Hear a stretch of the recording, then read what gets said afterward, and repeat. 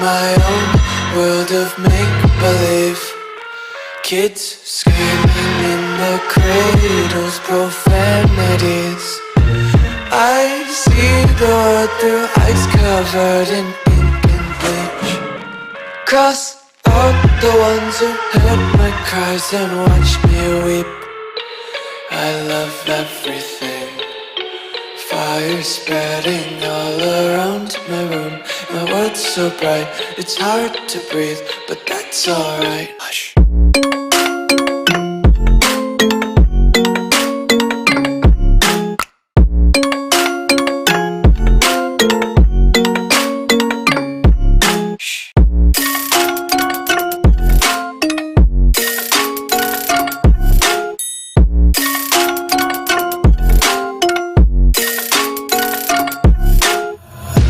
Take my eyes open to force reality. Why can't you just let me eat my weight in glee? I live inside my own world of make-believe. Kids screaming in their cradles, profanities. Some days I feel skinnier than all the other days. Sometimes I can't tell if my body belongs to me.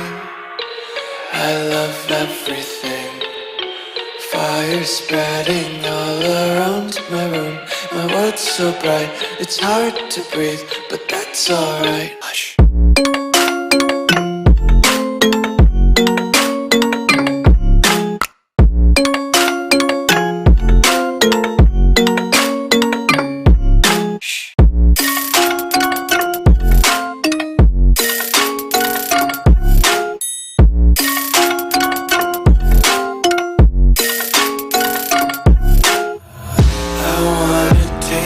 Content, hold your breath and feel the tension. Devils hide behind redemption. Honesty is a one-way gate to hell.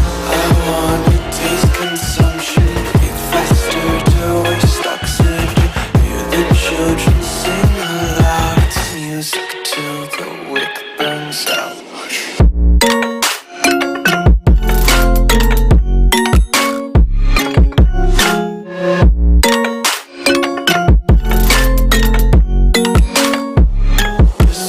Be carefree lately, yeah. Just kicking up daisies. Got one too many quarters in my pockets. Counting like the 4-leaf clovers in my locket. Untied laces, yeah. Just tripping on daydreams. Got dirty little lullabies playing on repeat. Might as well just ride around the nursery and count sheep.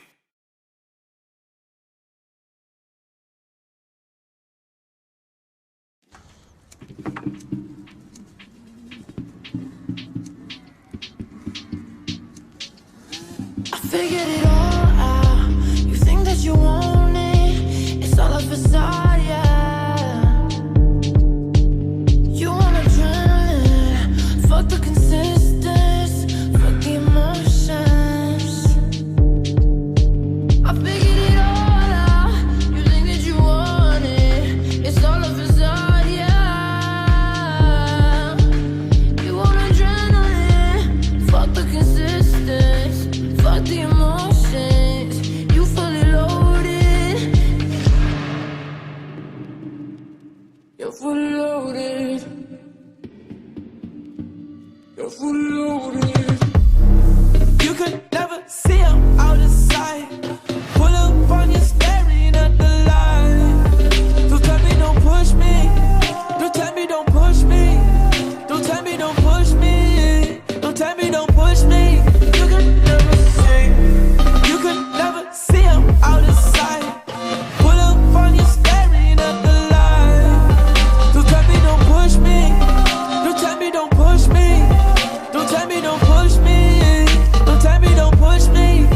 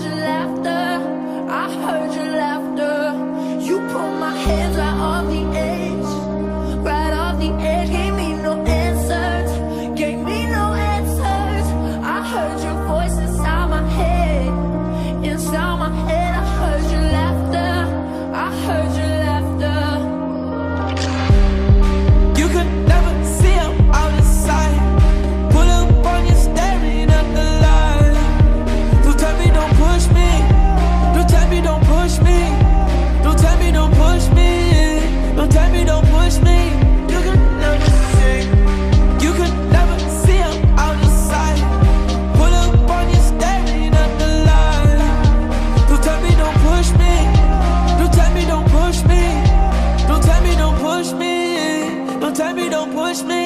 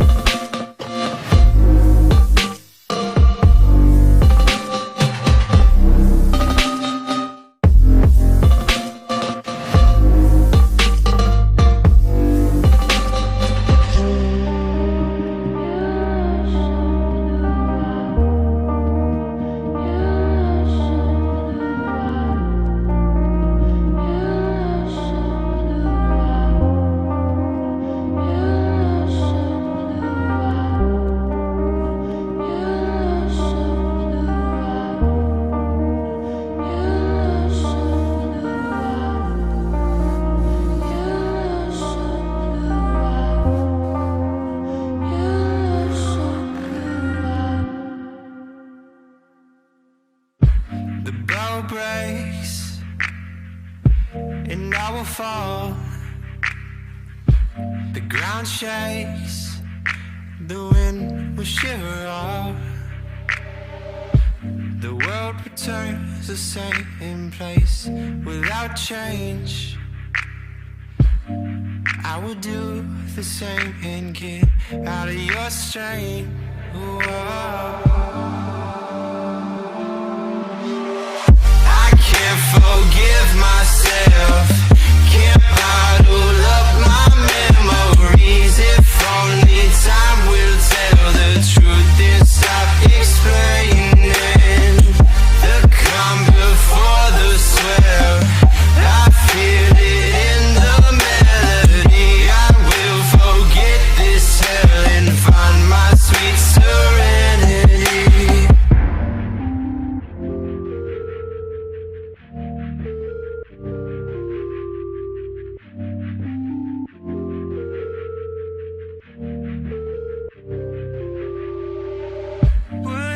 Ignore the world at war, just escape into a universe of senses. The world returns the same place without change. I will do the same and get out of your strain.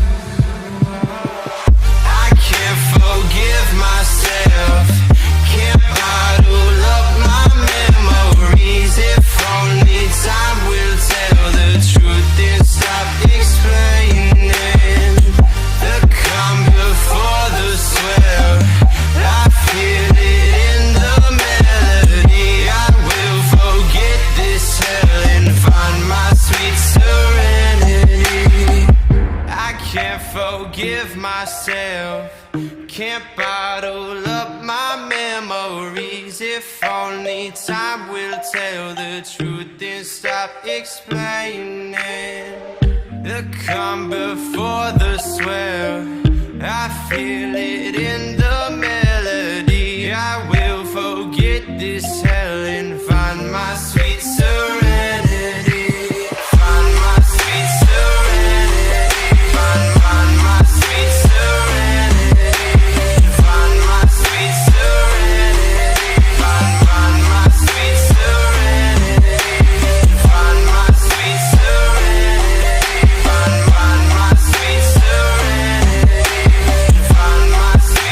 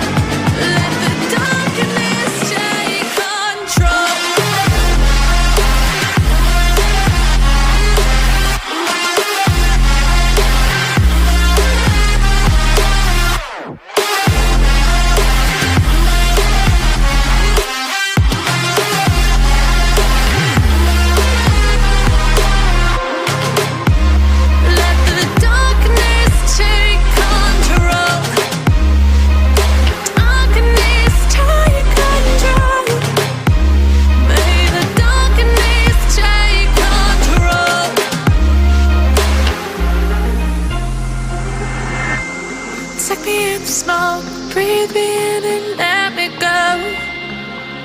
Sink to your heart to find you. Open up your eyes till you're blinded by the lies, so you can see what you do. Restless every time we start locking eyes. Lost control. Oh, it's paradise with honesty, but in the dead of the night. Teardrops on the floor. The pain is over. Feel the darkness take control.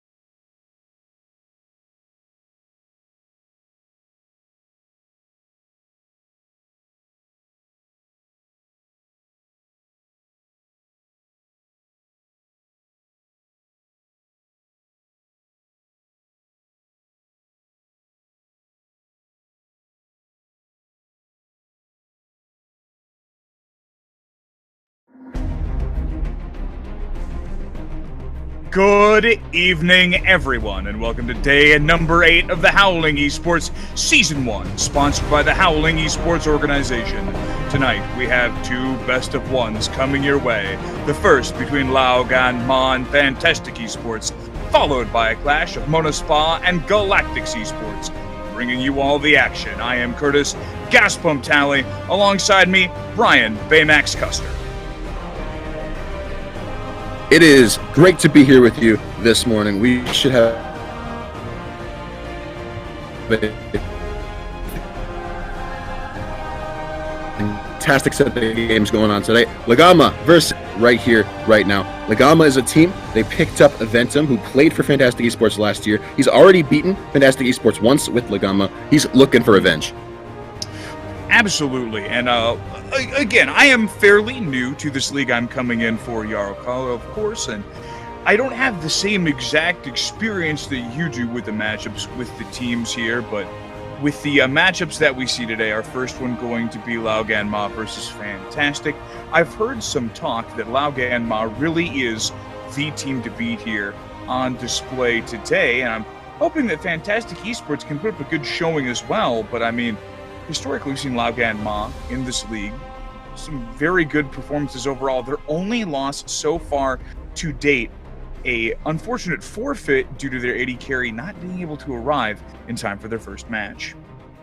You know, you don't get the 6-1 by random chance most of the time. It's because you got at least something good going on. Lagama, they are tied for first, and that is no accident. This is a team that have quite the record, that have stomped many of the other teams in this league. Lagama, along with Lethal Rage, are sort of our uncontested frontrunners at this current moment in time. But Fantastic eSports, they're looking to change that, right? And anything is possible. I definitely have seen Lagama stumble in the past, make some mistakes now and again, some macro errors. And as time goes on, these teams can only become more acclimated to the strengths and weaknesses of each other, and everything can just, get shaken up a little bit. Now, double checking in here, Baymax. We are in week 8 currently. How many weeks of total play are there before we hit playoffs? So we just got halfway through our round robin. This is the beginning stages of all of these teams playing each other once again. So Lagama and Fantastic eSports have played against each other before. Lagama ended up coming out on top of that matchup. As you can see, like we said, 6-1, and they've only had to forfeit their one loss. So we are almost exactly halfway through right now. We're a little bit over starting today, meaning that I think it should go to 14 weeks, if I'm not mistaken by that. That math tracks, right? I think it checks out.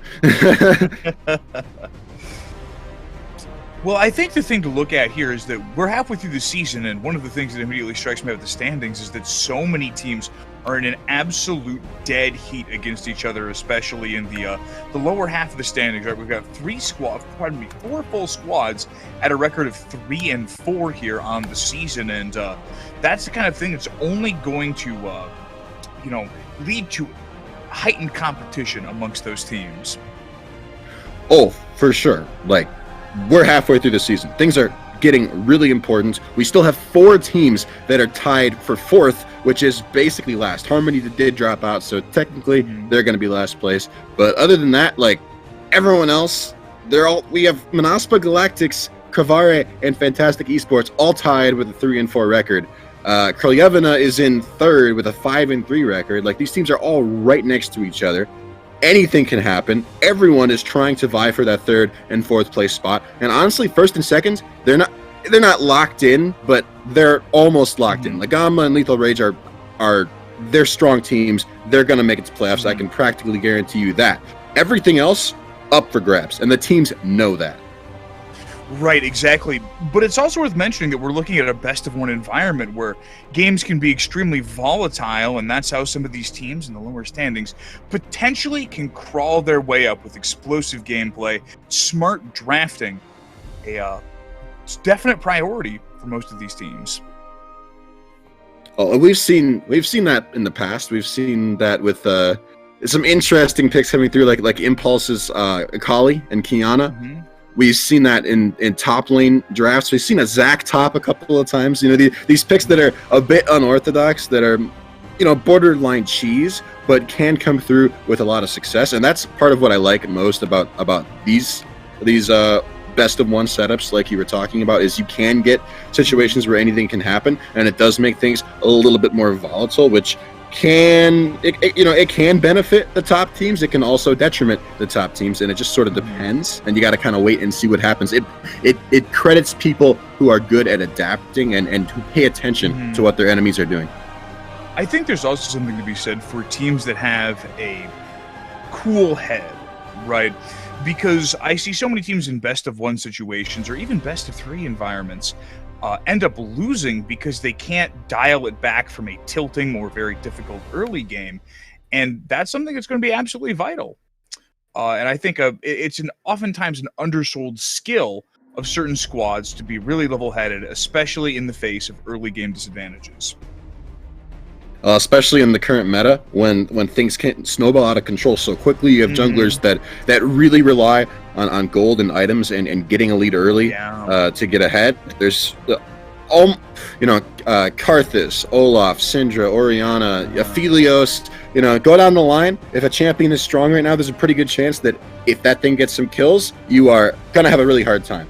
And that doesn't mean comebacks can't happen, but like you said, it means that not losing your head, not letting things get too out of control, that's so vitally important. I would say now more than ever in the history of League of Legends, and it creates an interesting, a fun, competitive environment, but one that also can be very stressful for the players. It's interesting you mentioned that, Baymax, because looking at League of Legends historically, for the majority of seasons in the game, careful, meticulous play was oftentimes rewarded to a far greater extent than very aggressive, breakneck speed plays in the early game. But over the past couple of seasons, that dichotomy has been reversed, right? You see these aggressive plays, really trying to take leads in the opening minutes of a match, pay dividends in a big way.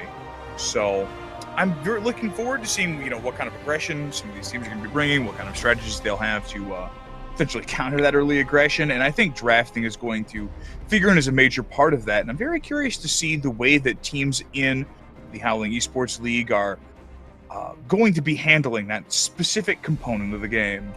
Well, I think Lagama specifically, as a team, have proven themselves to be very adept at handily taking control of that vital period of the game, of that first 5, 10, 15 minutes.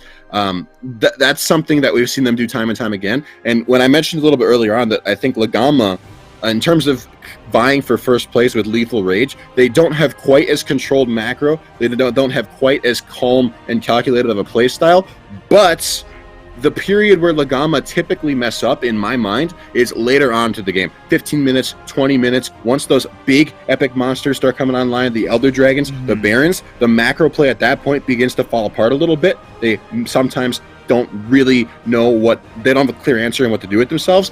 But earlier on in the game, it is all too often, all Lagama, all day long. They give nothing, they take everything, and they put on a clinic in how to play that sort of calm, calculated play style that you're talking about in the early stages of the game. Right.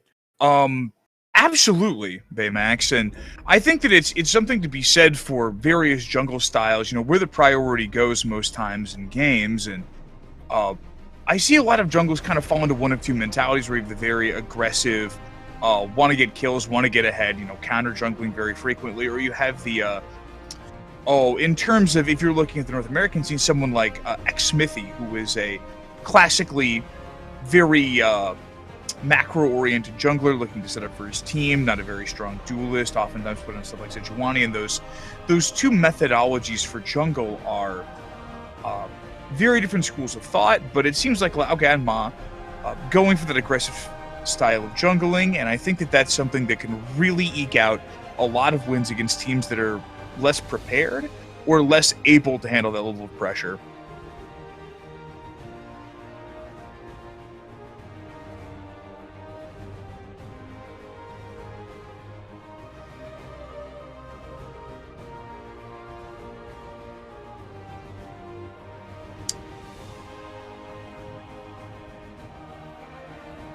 So with that being said, talking about, let's talk about some of the things that we've seen as far as Laogai and Ma in the past is concerned. We've seen some very strong games coming out of them, and Fantastic Esports may end up having some difficulties, but I mean, both of these squads not far enough off in the standings to make the game a foregone conclusion just yet.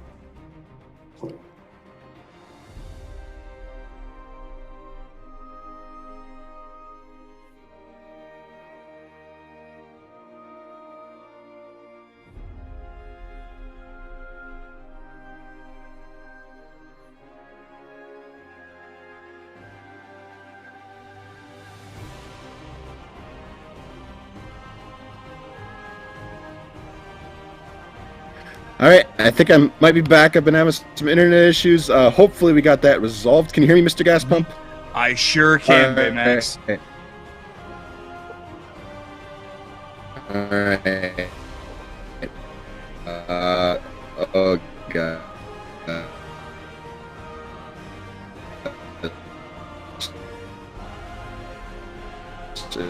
It's about a little bit. Hopefully we get this figured out.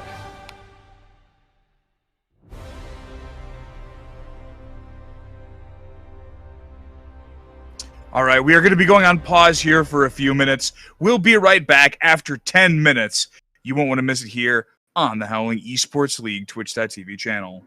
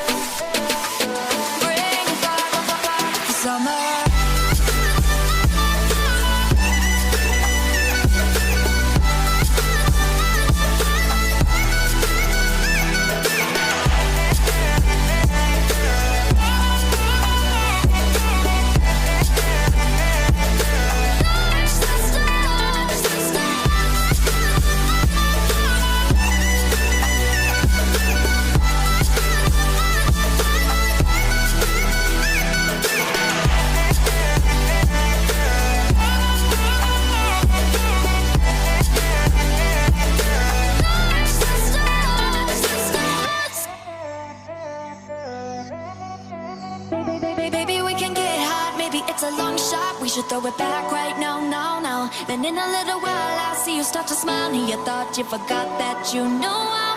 Baby, I can't help it, nobody else can burn me up like you got me up in flames. From our very first kiss to our very last wish, you'll be running through my veins. And I never want another. Come back to me, my lover. Take a chance and touch the stars. Start to dance to the beat of your heart. Take a chance, you've come this far. Lift up your hands and touch the stars, the stars, the stars, the stars, the stars, the stars, the stars, and touch the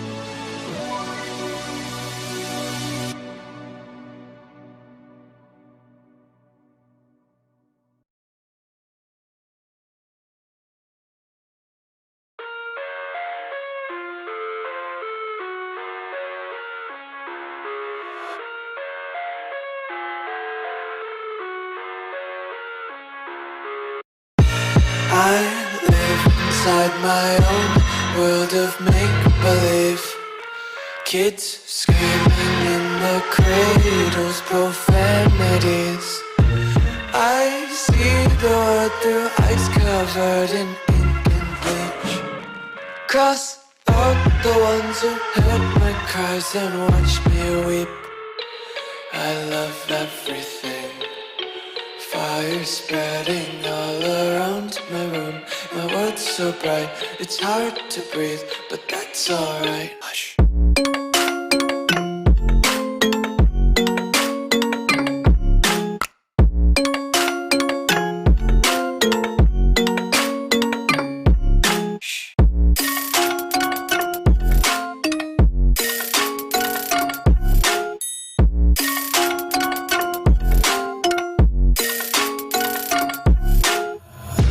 Take my eyes open to force reality.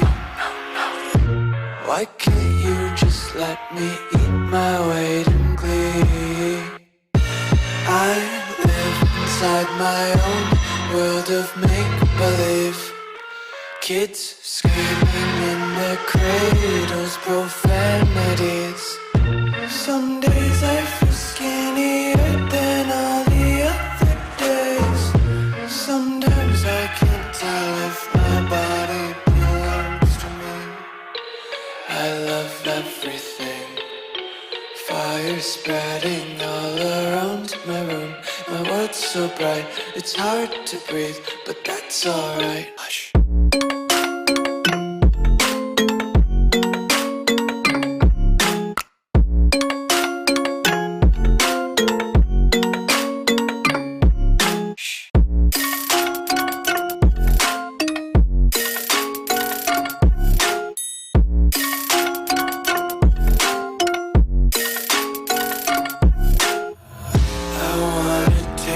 Content, hold your breath and feel the tension. Devils hide behind redemption. Honesty is a one-way gate to hell. I wanna taste consumption. Breathe faster to waste oxygen.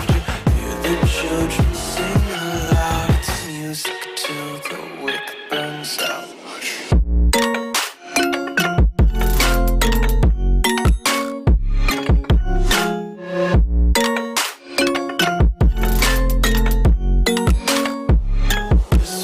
Be carefree lately, yeah. Just kicking up days. got one too many quarters in my pockets. Count 'em like the four-leaf clovers in my locket. Untied laces, yeah.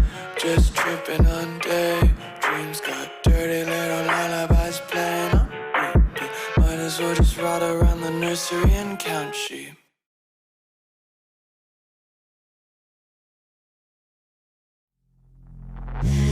Take me in small, breathe me in and let me go. Filling the lungs inside you, and the blackened eyes make my way into your mind.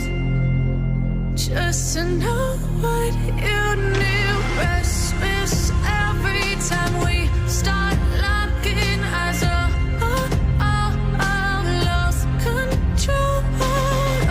It's paradise with honesty, but I'm in the dead of the night.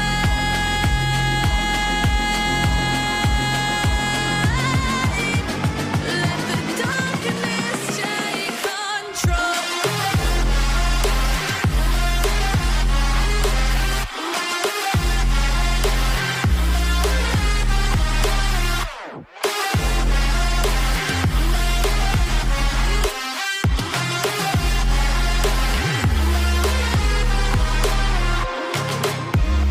Let the darkness take control. Darkness take control. May the darkness take control.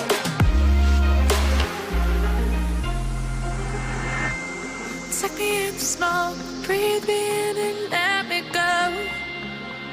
Sink to your heart to find you. Open up your eyes till you're blinded by the lies, so you can see what you do. Restless every time we start locking eyes. Lost control. It's paradise with honesty, but I'm in the dead of the night. Teardrops on the floor. The pain is over. Feel the darkness take control. Darkness take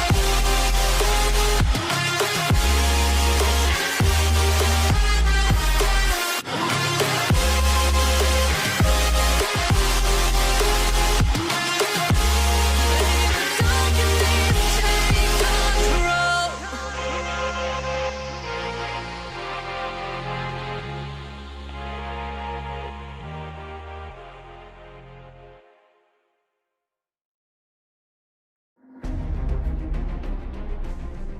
Good evening and welcome back, everyone.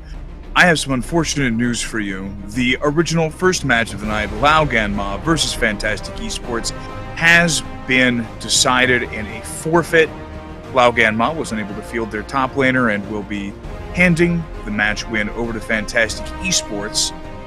Instead of that game, we'll be casting Gaming Team Cravare versus, I believe that is the secondary match there. I am just having a whale of a time. It was Lethal Rage. Yes, that's correct. That is correct. It was Lethal Okay, Rage we versus got it. Gaming Team Cravare. You got it. Don't worry. We got it. So, Lethal Rage, they're our other top tier team. This should be a fantastic series as well. Hopefully, it kind of sucks for Legama that they've now gotten 2 losses, both from forfeits. That does mean that Lethal Rage is now our uncontested top tier team, though. At least as far as the standings are concerned, they're now the only 6-1 team. So, ladies and gentlemen, we got our first place team. Yeah. Well, perhaps not for long, though, assuming that we see a good showing from Gaming Team Cravare. They could be dropping Lethal Rage back down to a tie with LGM. I believe that we will be heading into that game in not too terribly long. I believe Pro Draft was being handled during that pause and the very effective swap over for that from production. So, Baymax, could you tell me some about these two squads? Oh, here we go. Yeah, we got the rosters pulled up on screen here. Laylouch, by the way, who is apparently not playing right now, is a little bit unfortunate, but he is the top laner normally, I believe, for Lethal Rage, if I'm not mistaken, and he is playing in the EBL, in the eSports Balkan League, so that is certainly worth noting. A little bit sad, looks like we're not going to get to see him play today based on these rosters, but we were talking about Lethal Rage a little bit earlier on in the draft with Legama, because they are the other top tier team in the league, and I mentioned that I thought Legama had a stronger early game. Lethal Rage, they are overall the more calculated, slower, but steadier team, in my opinion. They generally don't screw up. They don't overstep. They don't try to take more than they can handle. They take just as much as they can handle. They usually have a pretty strong stranglehold over the entire map. They like to play to win, and they do a good job at it. So I think Gaming Team Kavare, they got their job cut out for them. I think Lethal Rage could definitely be the best team in the league. Something that I love to see from these teams at these semi-pro levels, right, is to see teams that have trigger discipline and a willingness to not get too greedy with taking things, because again, one of the things that I see as a constant among the top teams in any given division in League of Legends is an understanding of, you know, really how far they can push themselves before it becomes too much. And I really like seeing that, you know, gameplay ideal that you as a team are going to come in and you're going to play conservatively and not try to push too far, because again, so many squads get ahead of themselves and so many games get lost, especially in that best of one environment, which we are playing in here in the Howling eSports League. Right, we're almost to the second game, though, of these best of ones, right? Because it's kind of interesting. Now, at this point, all of these teams, the first round of the round robin is over. They've all had a chance to play each other at least once. So, it's time for players and teams to start taking away as much information as they can from past VODs, from their past experiences playing against these teams, see what ends up happening. It's entirely possible that a team like Lethal Rage, who have had such dominating performances so far, who have had such control over the map, and especially those big epic jungle monsters, things like a Baron and Elder Dragon that end up spawning on the map, that might change. We might see some teams start to upset that, say, okay, let's look at what they've been doing, let's learn from what they've been doing, we're going to play a little bit slower, we're going to play a little more controlled, we're going to draft strong 2v2s, make sure that we have at least one or two lanes that have priority, we're going to prioritize getting our players on champions that they are comfortable on, that they are strong with, and hey, we can take the fight to them. We don't have to give everything. We're going to put ourselves in a position where we don't give everything, and that is the adaptation that teams are going to hopefully be able to start making. Absolutely, and it's interesting to me how not just in Europe but all across the world, the changes have been made across the past couple of seasons are starting to, you know, filter down to this level of strategic play, where stuff like Rift Herald has become absolutely just monstrously important in terms of pushing early game advantages, and, you know, entire comps being drafted around that, where the jungle priority goes, and, you know, how these squads are looking to navigate these early games. Oh, there's Lelouch. We got the roster fixed. Awesome. Hey. So, Lelouch, I'll interject quickly back into what I was saying before. Lethal Rage's top laner, Mr. Lelouch over here. He is sort of one of their star players. He is currently playing in the eSports Balkan League, and he is one of the players to look out for here. So keep an eye out for him. I hope and expect to see good things there. You were talking a little bit about the early game.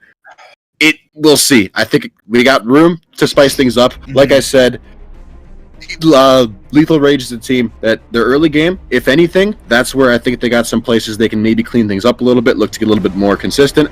We'll see what happens. Absolutely, as the final seconds count down before we get into this champion select and see who's coming out onto the Rift today.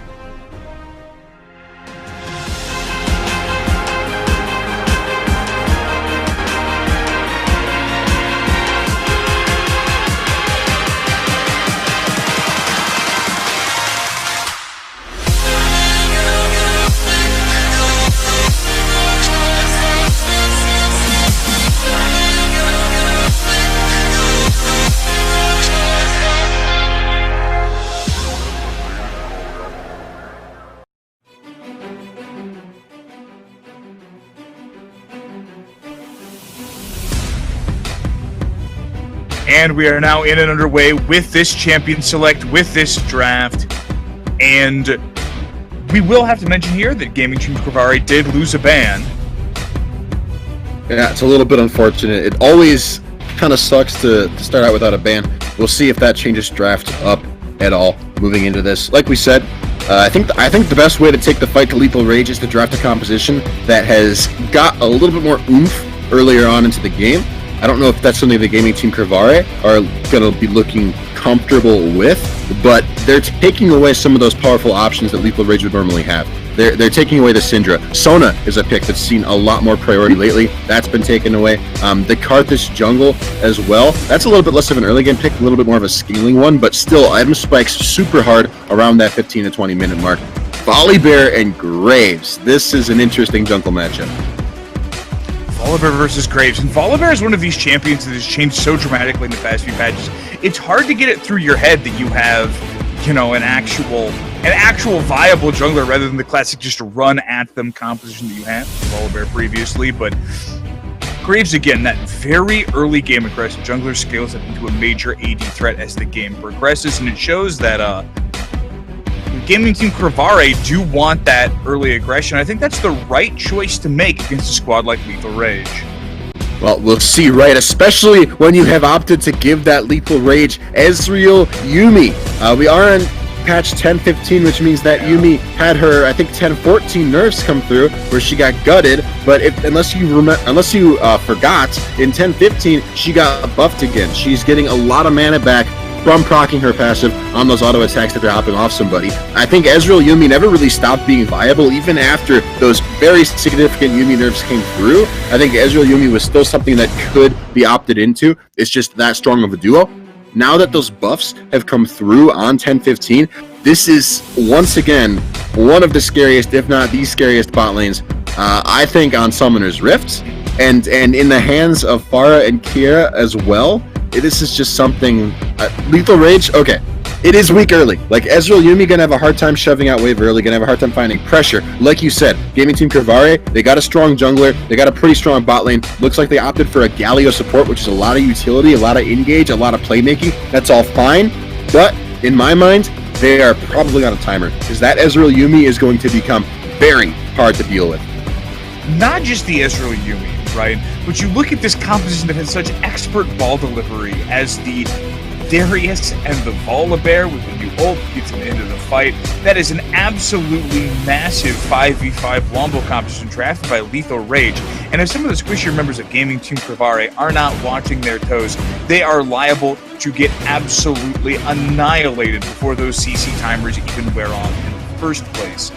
Meanwhile, one of the things that I think is interesting with this Cravari squad is that they have a number of champions who scale up magnificently into the late game, but they've got kind of a mid-game trough going on here, right? Like Sion, Galio, not going to be doing a crazy amount of damage really at any point of the game, and it's going to take like second or third item for this Kai'Sa, for this Azir to really come on board. And I'm curious to see how the composition for Lethal Rage, which is like a much more even curve throughout the game, is capable of potentially exploiting that. Another problem I have with Gaming Team Cravari is honestly the Galio pick. Normally, I would say Galio is a very strong champion. He's pretty versatile, got a lot of engage potential, a lot of defensive potential. He works in a lot of team comps. I honestly don't think this is one of them. I like seeing Galio in situations where the enemy team has a lot of melee champions, usually assassins, that are high damage threats to your carries, and Galio is excellent at appealing those types of champions. Or with a team comp that has good backline access, where you can look for a Thunderdome with that hero's entrance, have something good to follow it up with, versus short to medium range champions. I am not seeing a lot of situations where Gaming Team Cravari are going to be able to get very good value out of this hero's entrance. I could be wrong, but versus champions, versus things like an Ezreal and things like an Orianna, those are the two primary damage threats from Lethal Rage. It's going to be hard, in my mind, for most of Gaming Team Cravari to ever touch those two champions. I think the thing that immediately comes to mind here with the Galio for me is the fact that Zaki's choice here is not necessarily bad against the engage attempts coming through from the Darius and the Volibear, and he can serve his zone control if the Orianna or Ezreal gets too frisky. And again, Esko-sama on this Kai'Sa is a good target for that hero's entrance and how to leap in the fights. But like the most pressing thing for me is that what is this Galio supposed to do in lane? He is an absolutely free target for the pot shots coming through from the Ezreal, coming through from the Yumi. Is absolutely going to get shredded here in this early lane phase, and that's such an amount of power that the Ezreal gets to have over this lane that Nedla on this Graves is going to have to exert pressure into the bot lane, which opens up Kanavi to just go animal mode all across the map on this Volibear and be a real threat to the solo lane specifically. Well, we'll see, right? The one thing Galio does bring is a lot of wave clear. He can shove hard, and that's something that Ezreal Yumi struggles with dealing with. So if Pharah is being forced to use those Mystic shots to actually thin out the wave, forced to auto-attack the wave, then he can't be auto-attacking Zaki. I want to shift focus to the top side of the map a little bit as well and talk about that, because Lethal Rage, they probably, maybe anyway, aren't going to have pressure. Normally, Ezreal Yumi, you don't draft that to play on the bot side. You draft that so that you can play on the top side of the map. They've got an Orianna and the Volibear. You already touched on the insane backline access to ball delivery that can bring to the table. It's a strong 2v2 in lane. Also, top lane, it's a Darius versus Sion. I am a Sion player, I am a Darius player, and I will always take the Darius in that matchup 10 times out of 10. It is such a strong lane for an already strong laner, an already strong lane bully. Pair that with a Volibear in the jungle that can be spending a lot of time on the top side of the map already, playing around that Orianna to just take control and babysit those side lanes or the solo lanes. And there's a recipe with the Lethal Rage comp here for a top side of the map that is very, very strong, very difficult for Cravari to deal with. Nothing says playing to your win conditions like giving your star top laner a very strong matchup in the top lane, and also laying out a buffet of resources for him to use to continue to get ahead. Lelouch on this Darius looking mighty dangerous for Nicaparawait? I'm going to pretend like that's the correct pronunciation. And Nedla's Graves may be stranded in the top lane, trying to play catch-up against this duo coming through from the Volibear and the Darius. One thing I'd also like to mention is the mid lane matchup, right? Where both of these mid laners fulfill very similar roles, though I feel like Orianna begins to come online just a little bit earlier before Yeezy Ghost V2's Azir will. Yeah, that's sort of the thing, right? Orianna is online from the very beginning of the game. She is her wave clear, her pressure, her presence in lane is all encompassing. She's omnipresent. At any stage of the game, she has pressure, she has mana efficient wave clear, she can take control, she can always shove the wave harder and easier than almost any other champion early on into the game, because her ball has such low mana cost and can travel through all those minions, and she can double and use it for harass and zone control as well. She's just a very difficult champion to deal with early on, and I feel like Gaming Team Cravari may have put themselves in a situation where they really have no strong lane, and that is probably not a good place to be versus Lethal Rage. I would very strongly agree with that sentiment, Baymax, and we are now in game and underway for this first match, getting that customary 5-man line of scrimmage across the river here for both of these teams, and getting a nice overview of where everyone is. Ezreal narrowly missing that very first hit. Just by a little bit. It's sad to see that, but you know what? It does happen. Mm-hmm. Lelouch in the top lane as well. Trying to keep watch here. Again, we talked about Lelouch as being somebody to watch out for. Take a look at the summoner spells here. We have Ghost on Darius. That's something that's been strong for a while. It means it's very likely that Lelouch took Nimbus Cloak, which means he is going to be impossible to run away from if you are a champion with low mobility. Luckily for Gaming Team Cravari, most of their champions do have at least some form of mobility, but Mike up in the top lane on that big beefy Sion, he is not one of them. He is probably going to have to be babysit here in this lane, or he is going to risk just sort of falling apart at the seams. Now, something that I, as a fellow top laner, Baymax, something that I think is actually salient in this specific matchup is Sion's got kind of a big hitbox, which means that he is even more likely to be hit with the follow-up or the sweet spot for that Darius Q, and that's a ton of extra damage that is actually fairly difficult to juke out if you're playing a larger champion. You can do some really fancy footwork if you're playing someone who's a little bit smaller, like, say, a Riven or a Yasuo classically, but Sion's going to have a real tough time dodging out of the way of that bonus damage, and those bleed stacks will come up here. And here's the opening play in the top lane. Cripple already landing, and some really meaty trades going through already. Gets that Conqueror proc, and look at that bleed, just eviscerating Mike Fairwaits. Yeah, that's about how that goes.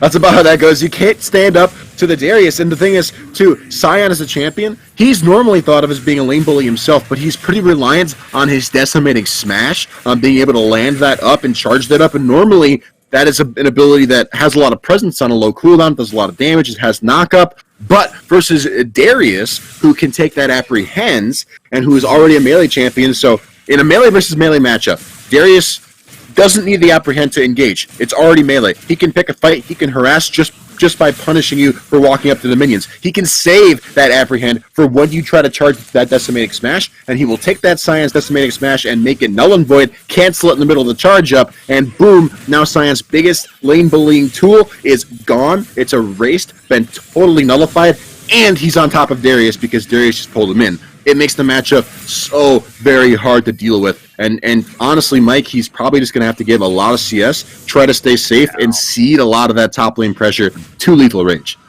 This is one of these classic miserable top lane matchups where poor Mike just is not going to have a good time no matter how this one shakes out. Darius is going to continue to pressure, continue to have advantages, goes back and picks up the boots and the cloth armor as well as another potion back in lane here. And with the freeze that's been set up by those minions, Sion has no option but to recall as well. I believe go for the Doran shield there, or I'm not. Did he start with the? No, he started the Doran shield, picking up the corrupting potion.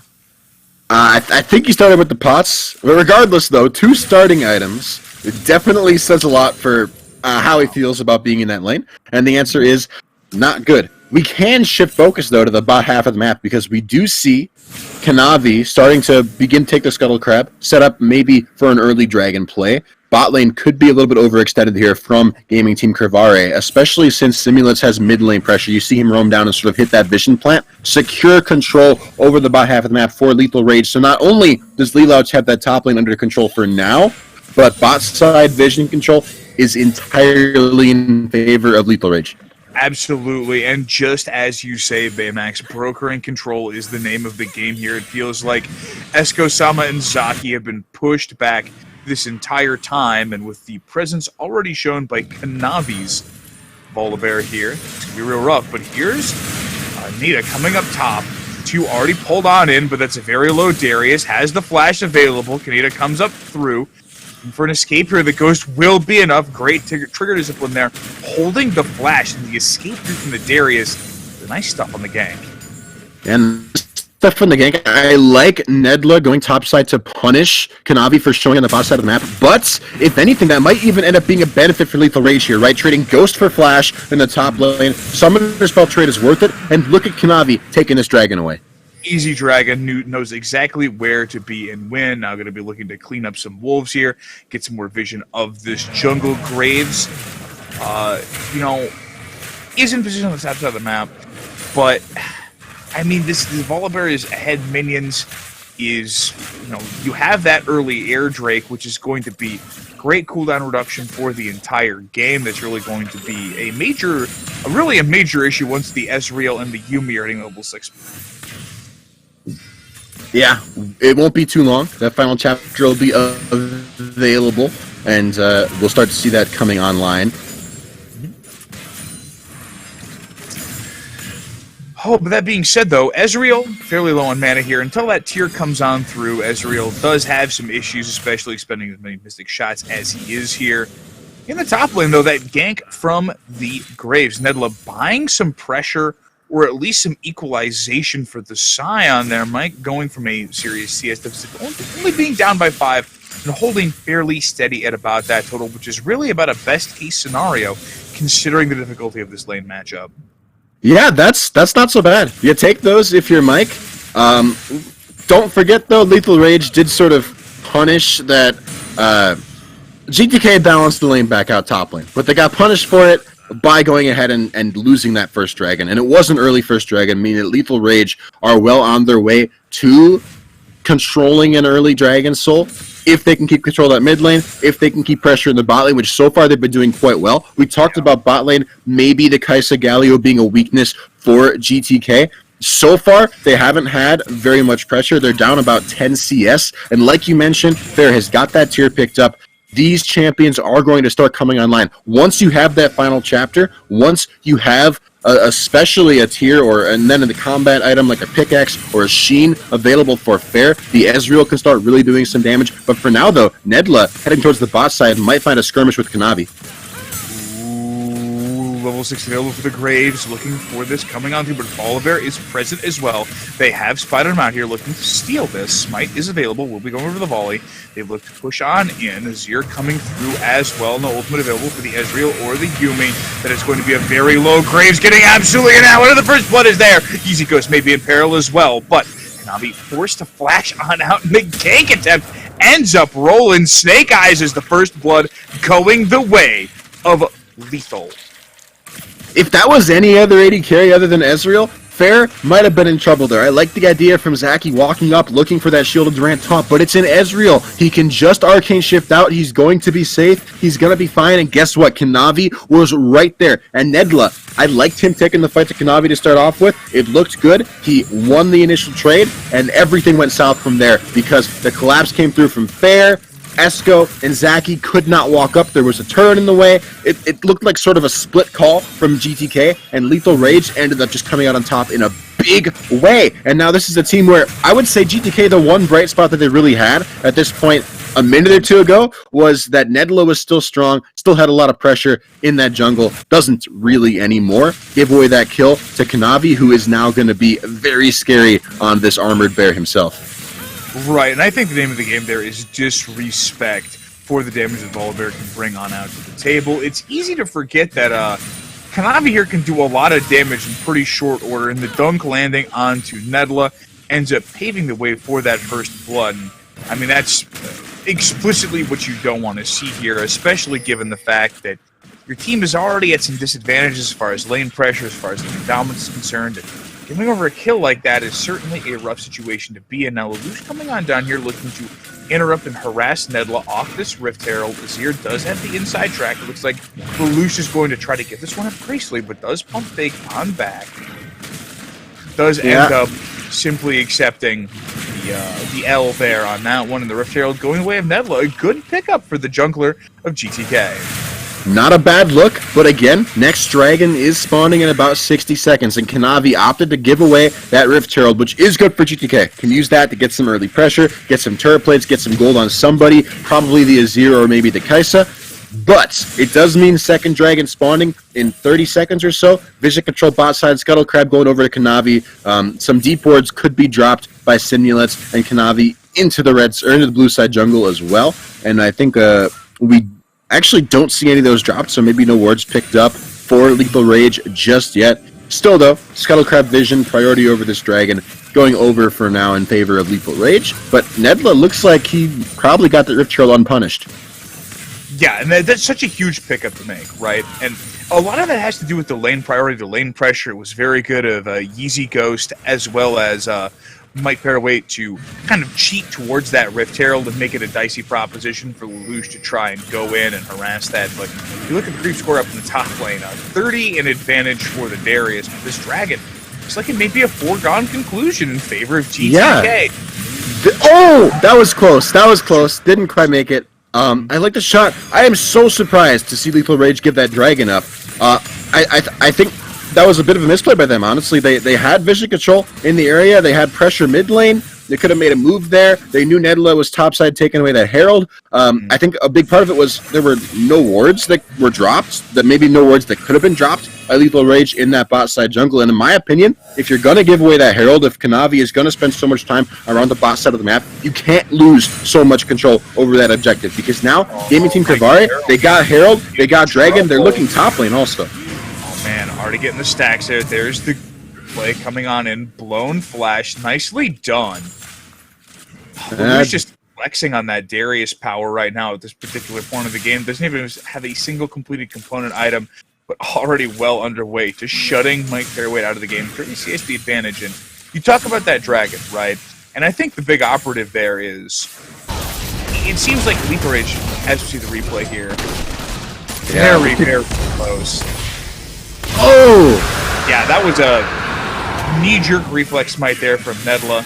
That was very, very, very good, but Easy Ghost catching out Simulants in the mid lane. The attempt made on the Orianna there, and looks like Easy Ghost doing a very good job with the Shurima Shuffle to get that Orianna under the tower, take some extra damage, and Orianna opting for the Garden Hose first item, which is a very good choice as far as control is concerned, but when it comes to actually taking the 1-versus-1 against the Zir, I'm pretty sure the Gnasher's Tooth is going to win out any day of the week. Yeah, combat first item versus utility first item. If you're trying to team fight, if you're trying to set up for a fed volley bear, GLP is the way to go, but don't disrespect the Azir. And I feel like right now, Lethal Rage, disrespect might be the name of the game. They feel comfortable. They're the first place team, but Gaming Team Crevare, they took the last Herald, they snuck it right out from under the nose of a Darius that has a 30 CS lead, right? How does that happen? Not only did they take the Herald, but they took the second Dragon as well that spawned 30 seconds later. They just walked in, they had vision control, even though Kanavi and Simulants had pressure and had roamed down. This is something, Lethal Rage, I think they're getting too relaxed, maybe a little bit disrespectful, and Gaming Team Crevare, they're punishing them for it well. They are in a strong spot, although Laylouch, we just saw off screen, does make me eat my words a little bit, takes up that kill. Bot lane, a little bit of a skirmish going on. Taunt going wide there. Graves is joined. Kanavi coming on through Graves in peril. There's the ultimate for the Galio. The pop-up does still land on Kanavi. There's no follow-up, and it just ends up being a trading of blows here. Esco could be in danger as well. The main 5 squad could be looking for this. Ezreal does get the speed from the Yumi's. The Rip Trail now pop bot lane. Kanavi, no ultimate was used, but does have that ball delivery system with the Orianna. Azir here, though, has the wall. Will be looking to go. What a huge taunt. Simulants annihilated. The exhaust down onto Nedla as the pop-up lands onto the Volibear. Yumi's healing can only do so much as Kanavi now falls.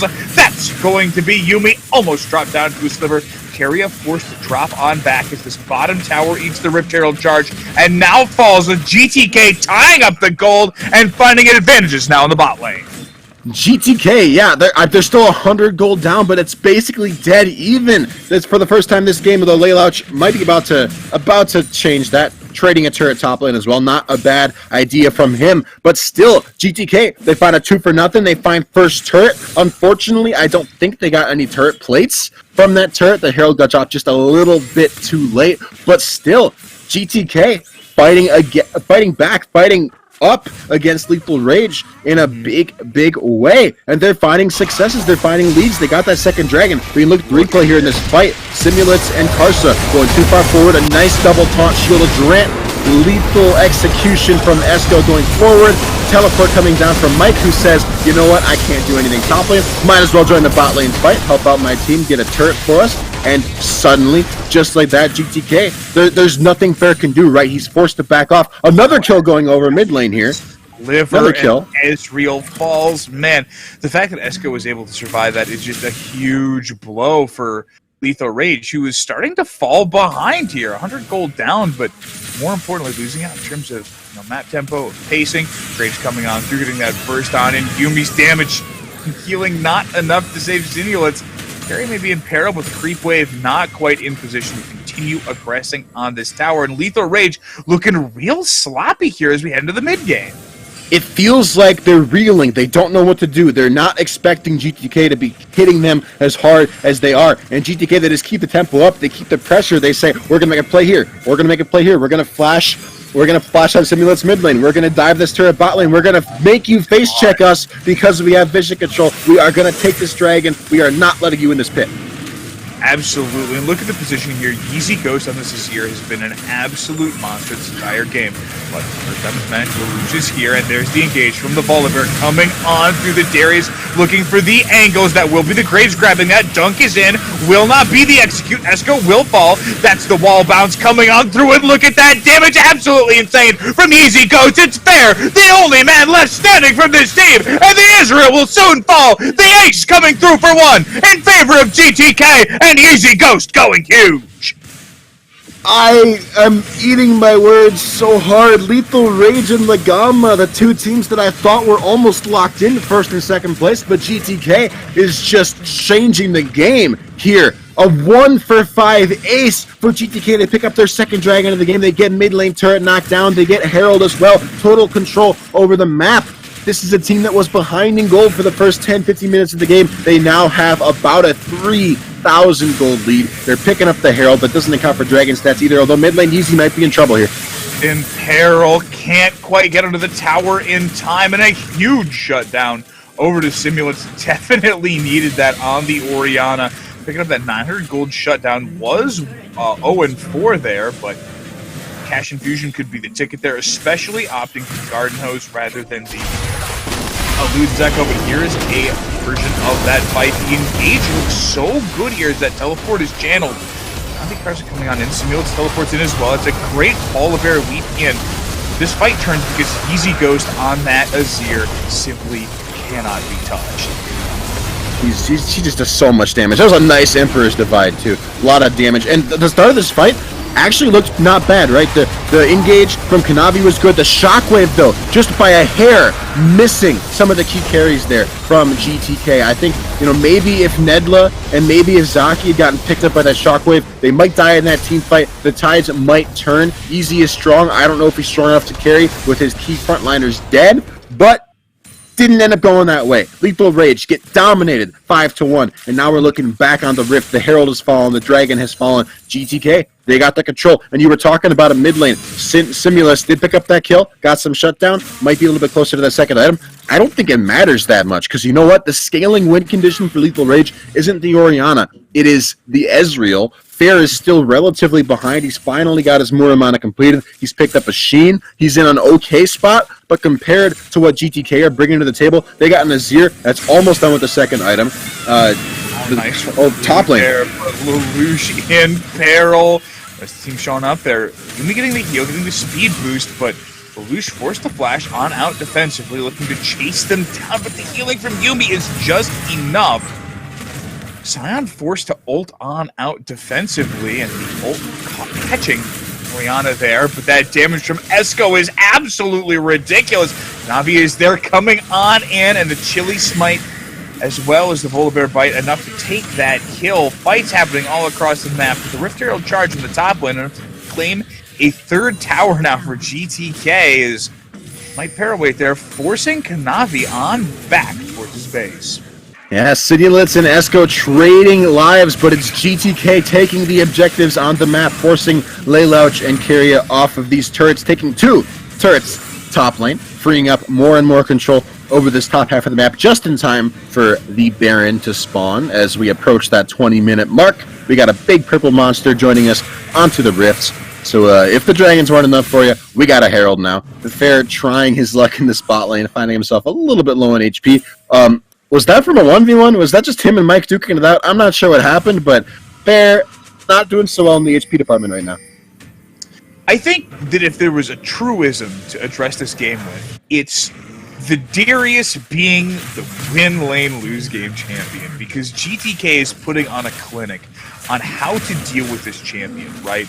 You have someone in the top lane, Mike playing the Sign is a great example of this, gracefully lose their lane, don't give over too much for the Darius, starve him out to the point where he's just simply not useful enough to be a juggernaut running into the fight, and then your other parts of the map, which, the attention has been put top lane. I mean, Kanavi, Karsa put a ton of effort into trying to get this Darius ahead, and it simply hasn't panned out. But not when it mattered, though, right? Like, yeah, this is exactly. where I'm probably... Lethal Rage, well, you can play around the top lane, but not when the Herald is up. Like, I feel like you're 100% right. GTK, they played well, they played gracefully, but there's no way Nedla should have been allowed to take that first Herald. Yeah. There is no way that Lelouch should have been allowed to be bullied the way that he was by this Graves. We talked about a strong top half map was for Lethal Rage. I feel like Kanavi didn't play around Lelouch when it mattered, when the objectives were up, when you could have freed this Darius up to be there for that second dragon, be there for that first Herald, and instead let GTK slip in and take those objectives away basically for free. And now it's continuing with GTK starting up this third dragon, the second Infernal of the game for them, well on their way to an Infernal Soul. And Lethal Rage, they have no vision control, they have no pressure anywhere, and they just can't find a foothold in this game. No pressure, no vision control, no answer here, but there's Azir going on through, the collapse coming on through, the Navi Karsa going for the dunk, can't find the damage teleport, channeled from the Scion. They want this fight. The ultimate for the Galio will get the pop-up.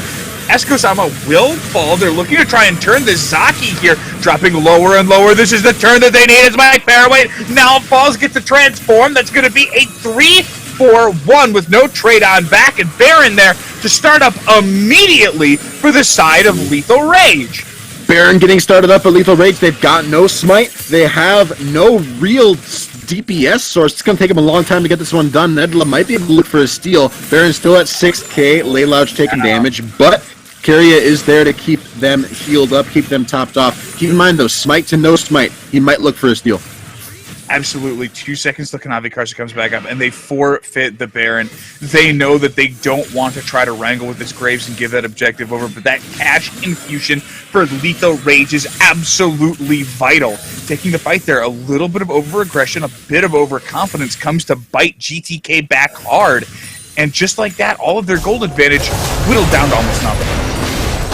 We take a look at this replay here. We see it was actually Zaki who ended up picking that fight going on to Kanavi, but this is a tanky volley bear, and it wasn't long before Korea showed up to join in a nice final chapter, securing a kill onto Esco, as Layla's dropping very low, but again, he's got a Yumi on his back to keep him alive, keep him healed up, and Darius has so much innate healing from that estimate, from the just the Conqueror as well.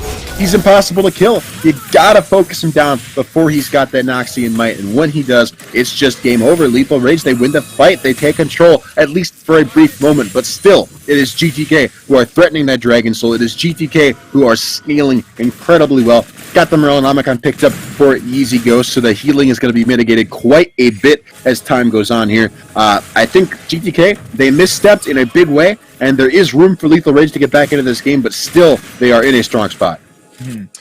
I do agree with you strongly that this Dragon Soul is going to be a major factor. Like, neither of these teams has an incredibly quick... I shouldn't say that. The Azir can definitely smash through the Baron very quickly, but Lelouch caught on out here on this Darius. The exhaust coming on through will get burned lower and lower, and an easy shutdown to the pockets of Yeezy Ghost as the 5 members of the squad turn towards the Baron. Their top laner dead. The answer not apparent. That's maybe necessary, or they might just give it a fair look at that Baron melt. Yeah, Lethal Rage, they didn't have a strong DPS source to melt down this Baron, but GTK, not only have they got 1, not only have they got 2, they've got 3. Kaisa, Azir, and Graves, that Baron melt, it's got no chance. And now 3 Dragons under their belt and a Baron. GTK, they are strong once again. They found that pick on Layla, so they've got 10 more seconds to push if they want it. They're Baron buff in this mid lane. They are looking potentially to widen their lead even more here. Right, and I mean, if you get the Baron buff as well as this Infernal Soul with 3 Infernal Dragons to boot, this is a team doing an absolutely outrageous amount of damage, and we really see a great display of the weaknesses of this composition drafted by Lethal Rage. Is Ezreal going to be forced back on over the wall as they shore up their defenses around this soon-to-be spawning Drake. And I mean, we talked about this in Champion Select, where this is a GTK squad. This mid-game is not quite as good as Lethal Rage's, who had a bit of a smoother curve here. But that doesn't matter if your Orianna Simulants is not able to get off the ground, and if Fair and Carrier really aren't allowed to get huge as this Ezreal, because again, these are 2 items significantly, not significantly, but equal to this Kai'Sa, who has the backing of an incredibly stacked Azir. And I mean, really, it looks like GTK's, this is GTK's time to shine. Lethal Rage is running out of clock to burn in this game to try and come back. You gotta remember, too, that the gold gap itself, the gold gap is nice, but it's not everything. You gotta keep in mind the dragons as well. Those raw stats from the Infernal Dragons and the Mountain Dragon that stack later on into the game as the game progresses and the members of GTK get more stats, that adds up too. That creates gold value that isn't apparent in that gold difference. Now dragons spawning, GTK trying to fight their way into this pit, both teams skirmishing over vision control. This feels to me like a last chance opportunity for Lethal Rage to come back into this game. Like, if they can get a massive team fight here, I think that brokers them an opportunity for this one, but they really do have to fight this out. If they don't get the dragon, I think that their chances of winning this game are more or less scuttled here. Well, they're going to try. They're starting it up. Fair taking a hit, dropping low. There's the sign. Ultimate coming in. Is intercepted by the bullet. But look at this Wombo. That's one down already. The damage absolutely shredding through those health bars. It's an absolute massacre. Fair, the last man standing, as Esco annihilates him. Azir, the only casualty. And a 4 for 5 in the Dragon going the way of GTK. Not just any dragon either, a Dragon Soul, an Infernal Dragon Soul. I think that might be the first Dragon Soul team has actually picked up versus Lethal Rage as well. Again, this is the team that is 6-1 in the standings. They are, as of an hour ago, the top team in Howling eSports League, but I think that they are about to be tied once again for first after GTK take them down here, and GTK will have a strong case for them potentially moving forward past that third place spot they're currently locked in, finding a place where they can contest those first couple positions, where they can contest Lagama and Lethal Rage. They're proving it right here, right now. They have what it takes to take on these top teams and beat them as we move into the second half of this round robin. GTK looking strong. Absolutely, and I think it all comes down to decision-making and prioritization, right? This Azir has been absolutely massive this game, and Yeezy Ghost simply, he's gone down, and they've finally started to put some focus onto it, but Lethal Rage disrespecting the amount of damage he's here to do is really strong positioning. We'll see this fight once again. Game kicked on off there by the sign with the ultimate, a great follow-up from the Galio, and this is just a gross display of the champions who are being fed here. I mean, another triple kill for the Azir, shredding through his health bars, and Esco is able to close out the ace, but not before Ezreal can at least trade back for the Azir, but that's a small consolation prize in the face of this massive lead that Lethal Rage is now staring down.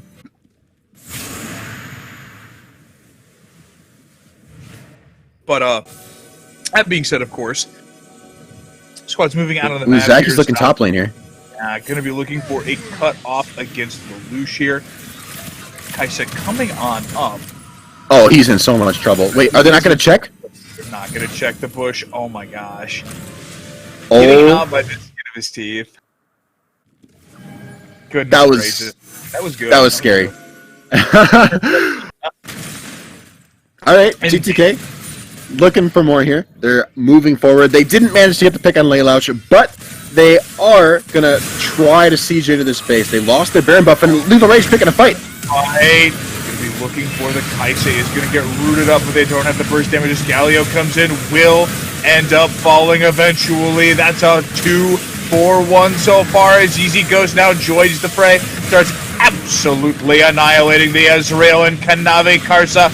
Desperately trying to pick up another, but is kited out. A full pentakill now for Mike Barroway on the Scion.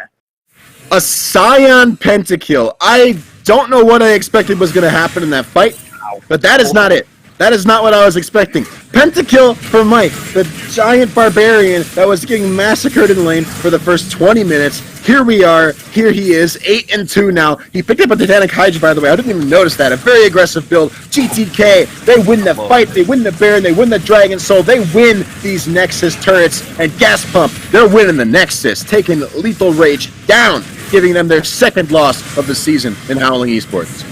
And what a game from GTK, Baymax. I went into this one expecting for Vare, to put up a show, to have a fair game, but for Lethal Rage to ultimately triumph, and I got proved just as wrong as I possibly could be. Look at this final play.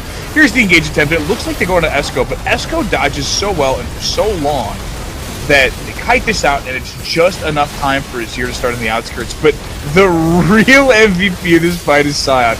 Look at Mike Paraway constantly smashing this damage in the Titanic Hydra with that 4,000 health side is doing so much work, and a well-deserved pentakill for that top laner, especially going to the matchup against the Darius. Just something else. I honestly have my reservations over whether or not that was deserved, but you know what? It was good. It was a good time. What's your Debbie Downer attitude, man? Come on. But that was quite a game coming on through there, and congratulations to Gravare. We'll be right back in just a few more minutes with our next match. You won't want to miss it here on the Howling eSports Twitch.tv channel.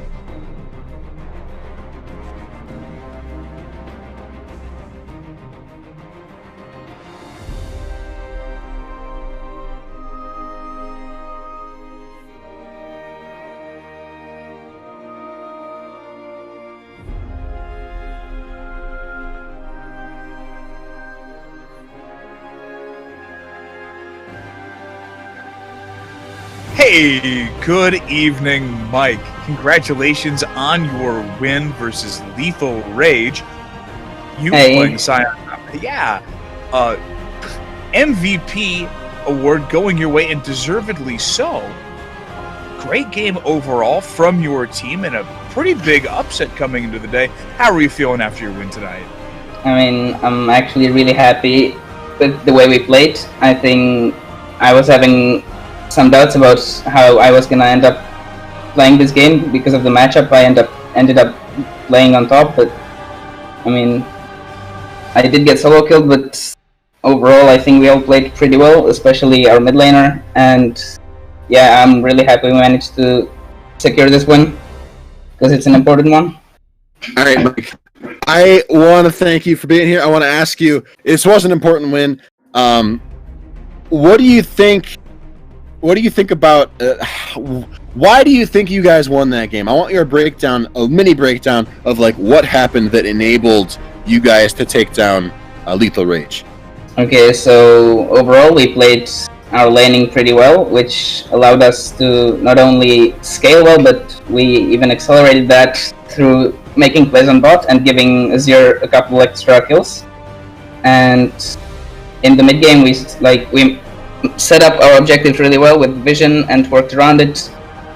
So I mean, I don't think they really had any chance to contest after we had vision set up and we could look for catches with Sion while Graves just told us the objective. They can't even approach it.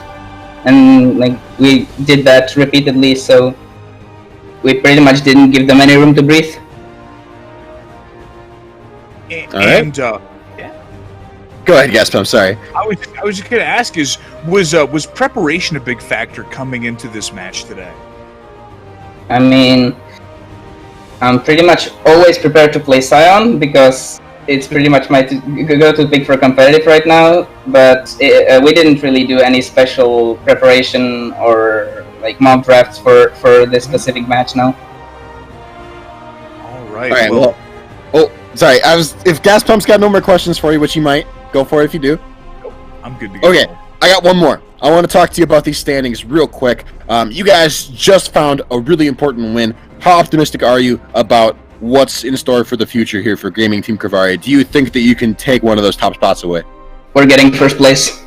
First place. Okay. I like to hear it. You heard it here first, or folks. Mike is going to go ahead and take first place for Gaming Team Kravari here. I like to hear it.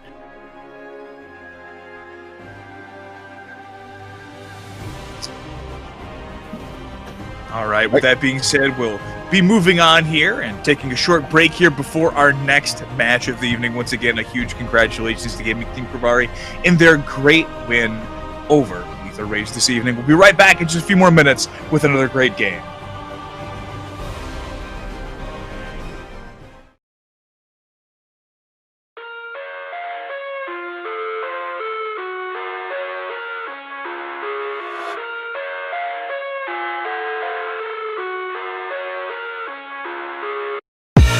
I live inside my own world of make-believe. Kids screaming in the cradles, profanities. I see the world through ice covered in ink and bleach. Cross out the ones who heard my cries and watched me weep. I love everything. Fire spreading all around my room. My world's so bright, it's hard to breathe, but that's alright. Hush.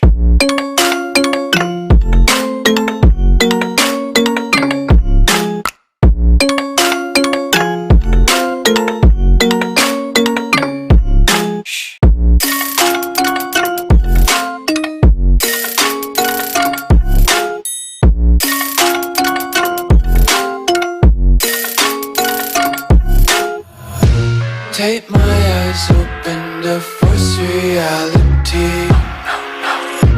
Why can't you just let me eat my weight in glee? I live inside my own world of make-believe. Kids screaming in their cradles, profanities. Some days I feel skinnier than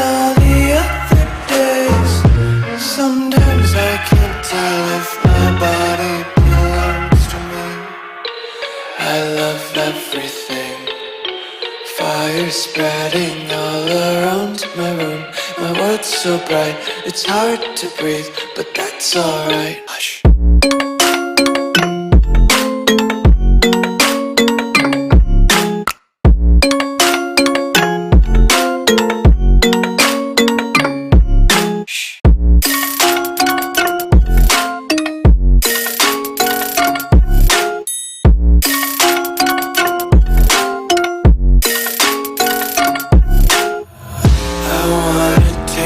Content, hold your breath and feel the tension. Devils hide behind redemption. Honesty is a one-way gate to hell. I wanna taste consumption.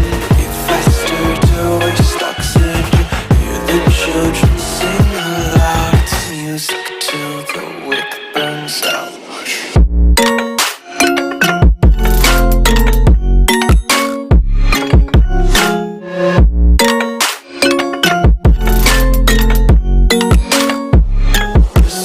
Be carefree lately, yeah. Just kicking up daisies. Got one too many quarters in my pockets. Count 'em like the four-leaf clovers in my locket. Untied laces, yeah. Just tripping on daydreams. Got dirty little lullabies playing on repeat. Might as well just ride around the nursery and count sheep.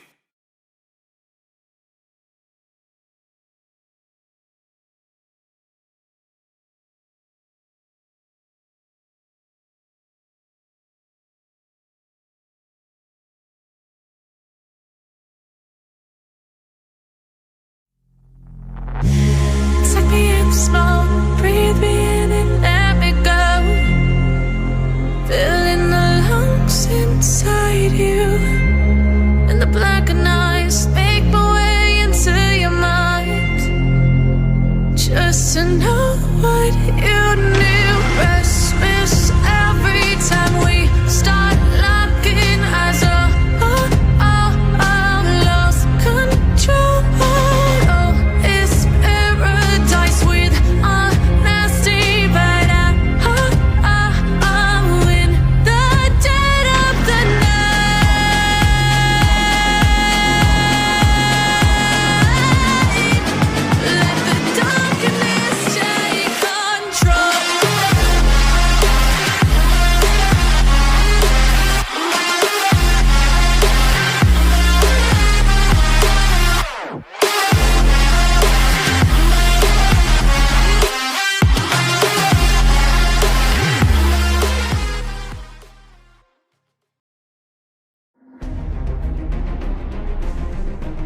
Good evening and welcome back, everyone, to our second match of the night between Monaspa and Galactics eSports. I'm Gaspom, joined by the absolutely fantastic Baymax, and for the first game that we saw this evening, this second one is certain to be exciting as well. Yeah, Monaspa and GX fighting it out. They're both 3 and 4 tied in the standings. I think a 4-way tie for 4th place, if I'm not mistaken. Might have gotten shaken up after that first game, but it should be interesting. These teams have got something to prove. They're all trying to separate themselves, break away from the pack, basically do what GTK just did. So we'll see if one of them can do it. Absolutely, and I think that one of the big things on display, especially after that last game, is that no team is safe in this league. And I really love seeing these very tightly contested packs, especially when those, when those top teams are not 100% in a position to dominate.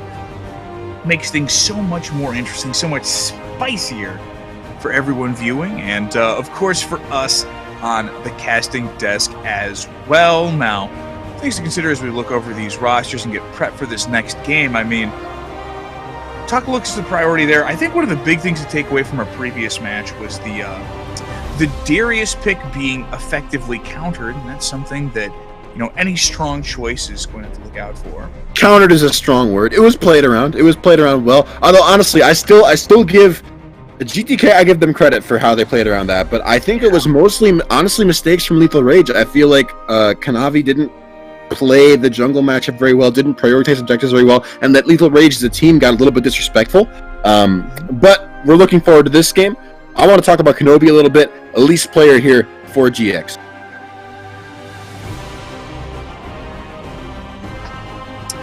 Yeah. What about it?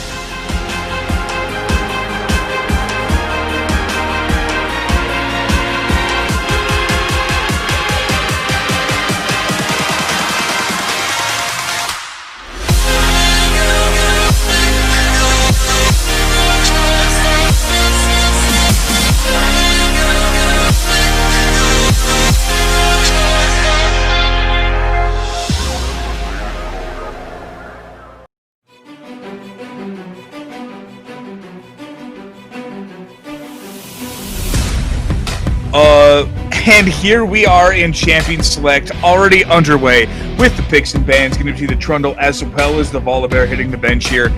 Ezreal, another ban coming on through along with the set. I think these are all strong choices to hit the bench here and some very good picks.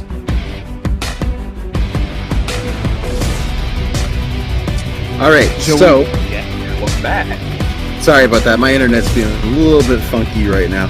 But we got picks and bans coming through. Should be good. I think I'm back. I think I'm here. You can correct me if I'm wrong, Mr. Gas Pump. But picks and bans. I see Zoe. I see Volibear. I see some interesting meta picks taken away here. Looking at the first pick here, going to be the Karma locked in for the side of Mona Spa. Karma is such an interesting pick to me, right? Because it's a classic flex choice. I mean, you can take it mid or support, though top lane tank Karma has been a thing that's always been a fringe choice to see. But the answer in reply from Galactic is going to be that first pick Kha'Zix along with the Jhin. We were talking about this prior to our first match, Baymax, but you talked about Jhin being a sleeper AD carry, and one of the things you could really look for, especially if that Ezreal was going to be sitting out for a match, and that will be answered by Georgian Import on the Ashe in the AD carry role. Ooh, high utility bot lane here for Manaspa. I kind of like it. It's a lot of setup for an aggressive jungler, which leads me to believe Manaspa might be spending a lot of time around that bot side of the map. Yeah, 100% on that one. Going to be seeing the Orianna, again, like the Orianna mid lane pick, and the Azir ban to match that. I think a very wise choice overall. So we saw it last game. And got kind of smashed by the Azir, all things considered. But I think putting that on a bench a good choice for the side of Galactics there. Lee Sin in the jungle, a very, very aggressive early pick.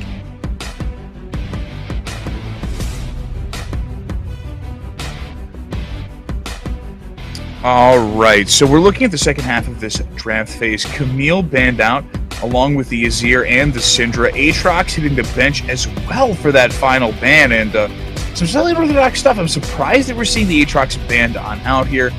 Blitzcrank, the support choice from Galactics eSports, doubling down with that handsy support in the bottom lane here, looking to really blow out anyone who's out of position for Mona Spa. Matched now by the LeBlanc in draft. Oh my goodness, both of these teams playing just 1,000 degree hot knife League of Legends. And are going to be seeing the Renekton Hubbard here and will be locked in for the final choice there into the top lane against Legionnaire's Shen. And I really like the Renekton pick. I think it's a classic choice for any aggressive focused top lane. There's a reason why it's called the Renekton bar, classically a meta staple up there, the notion being that to be a top laner you have to be good enough to survive a Renekton in lane at the very least, but Shen in the top lane is an interesting pick into that, or respective of that. The Twilight Shroud is an ability that really makes it fairly difficult for Renekton to get in on that Shen and lay out a ton of his damage to that Ruthless Predator. Yeah, Shen is it's a surprisingly strong lane bully, especially in the right hands. And after those buffs, right, on 10-15, his passive shield ended up getting buffed up. That's something that he procs often in fights, like every few seconds. That's something that he gets off.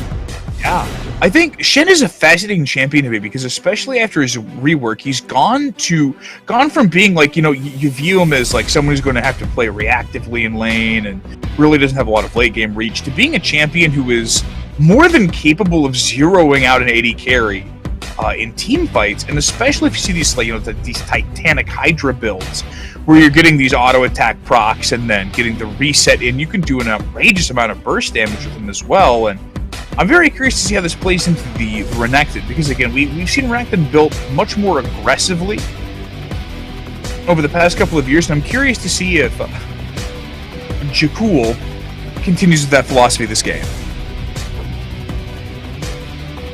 But looking across the map as well, one of the matchups I was going to point out is Netty and Corinthians 619 in the bottom lane, and the Ashe and Karma respectively, into Dirty Up and Nayas's Jin and Blitzcrank duo. That is a very aggressive bottom lane from Galactic's eSports. Nayas really going to be looking to control this lane as Blitzcrank, but up against the Ashe and the Karma, if that hook gets used and the pressure isn't used effectively, very liable to get poked out, whittled down, and chipped out by this very serious poke damage coming out of an Ashe, coming out of a Karma.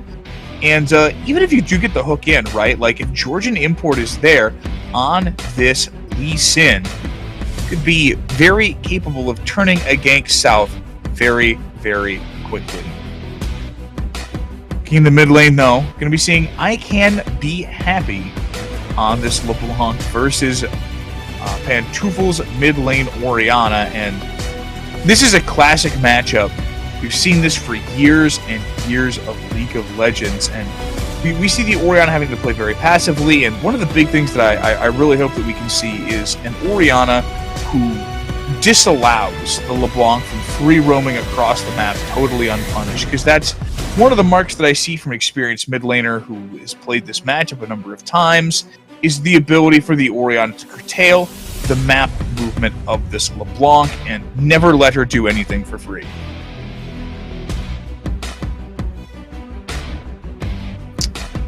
As we count down further and further into this game, we'll be seeing almost certainly an explosive matchup, right? We've got two aggressive junglers, two aggressive top laners, mid laners are going to be at each other's throat the entire time, and a bottom lane that is looking to dance around the Blitzcrank hooks to land their own damage. And if there's any word that I could use to describe a game with a Blitzcrank involved, it's explosive, right? Because Blitzcrank, one of a handful of champions who can single-handedly turn the game with a single, well-used ability.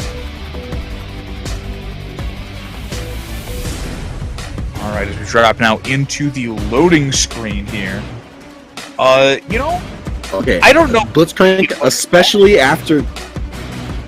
sorry about that. My internet, I'm trying to work it out. I think it might be better now. I'm going to try to get something in quick. Blitzcrank versus two bot laners that are immobile, right? You're against an Ashe, against a Karma. These are champions that, if they get picked, they are going to die. They are going to blow up. Very, very safe bot lane here from an Aspa, which is another reason why Georgian are probably going to play around this lane. I'm gone. Right, absolutely, Baymax, and it's created a bit of a complicated situation for the Ashe and the Karma, right? But with the Karma speed boost and set of potential, you also have later on into the game the Shen, who can stand united with a teammate who gets grabbed in for the engage, but really a ton of this game is going to revolve around the individual skill level, specifically of Nayas on this bot lane Blitzcrank, right? If the hooks are landing fast and furious, drumming up advantages, putting yourself in good places is going to be a nightmare for Netty and Corinthians 619, but the Blitzcrank really isn't, locking it in there. It's going to be real hard for them to broker advantages.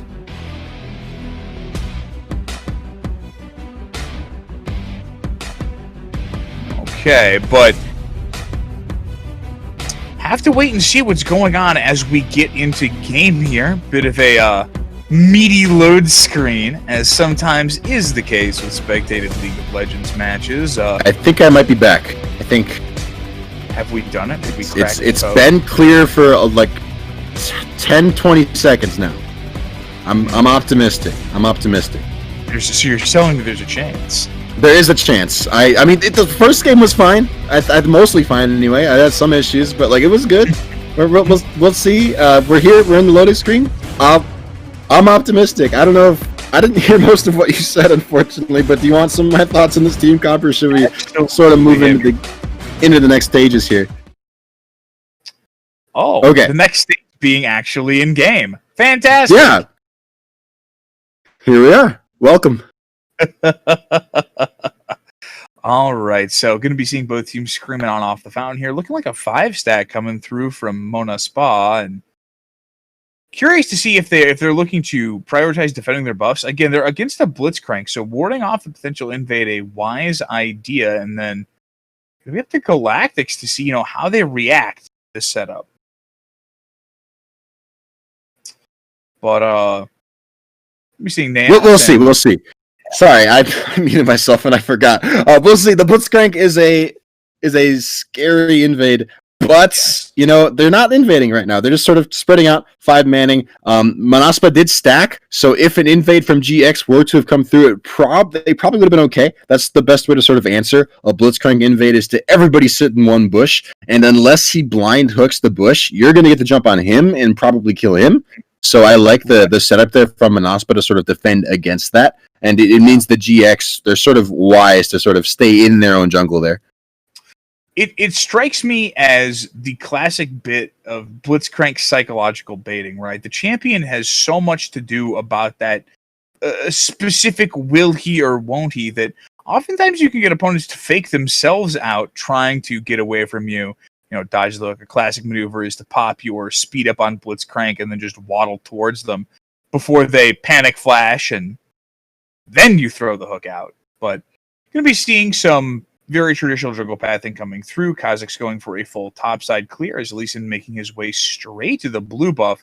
Looking for some early game action on the very heavy ganking jungler, which is, to be completely honest, hardly a surprise. I think that Mona Spa very wise to try to get out on the map early, especially up against the competition that's really looking to stick it to them once a couple levels come up on the board.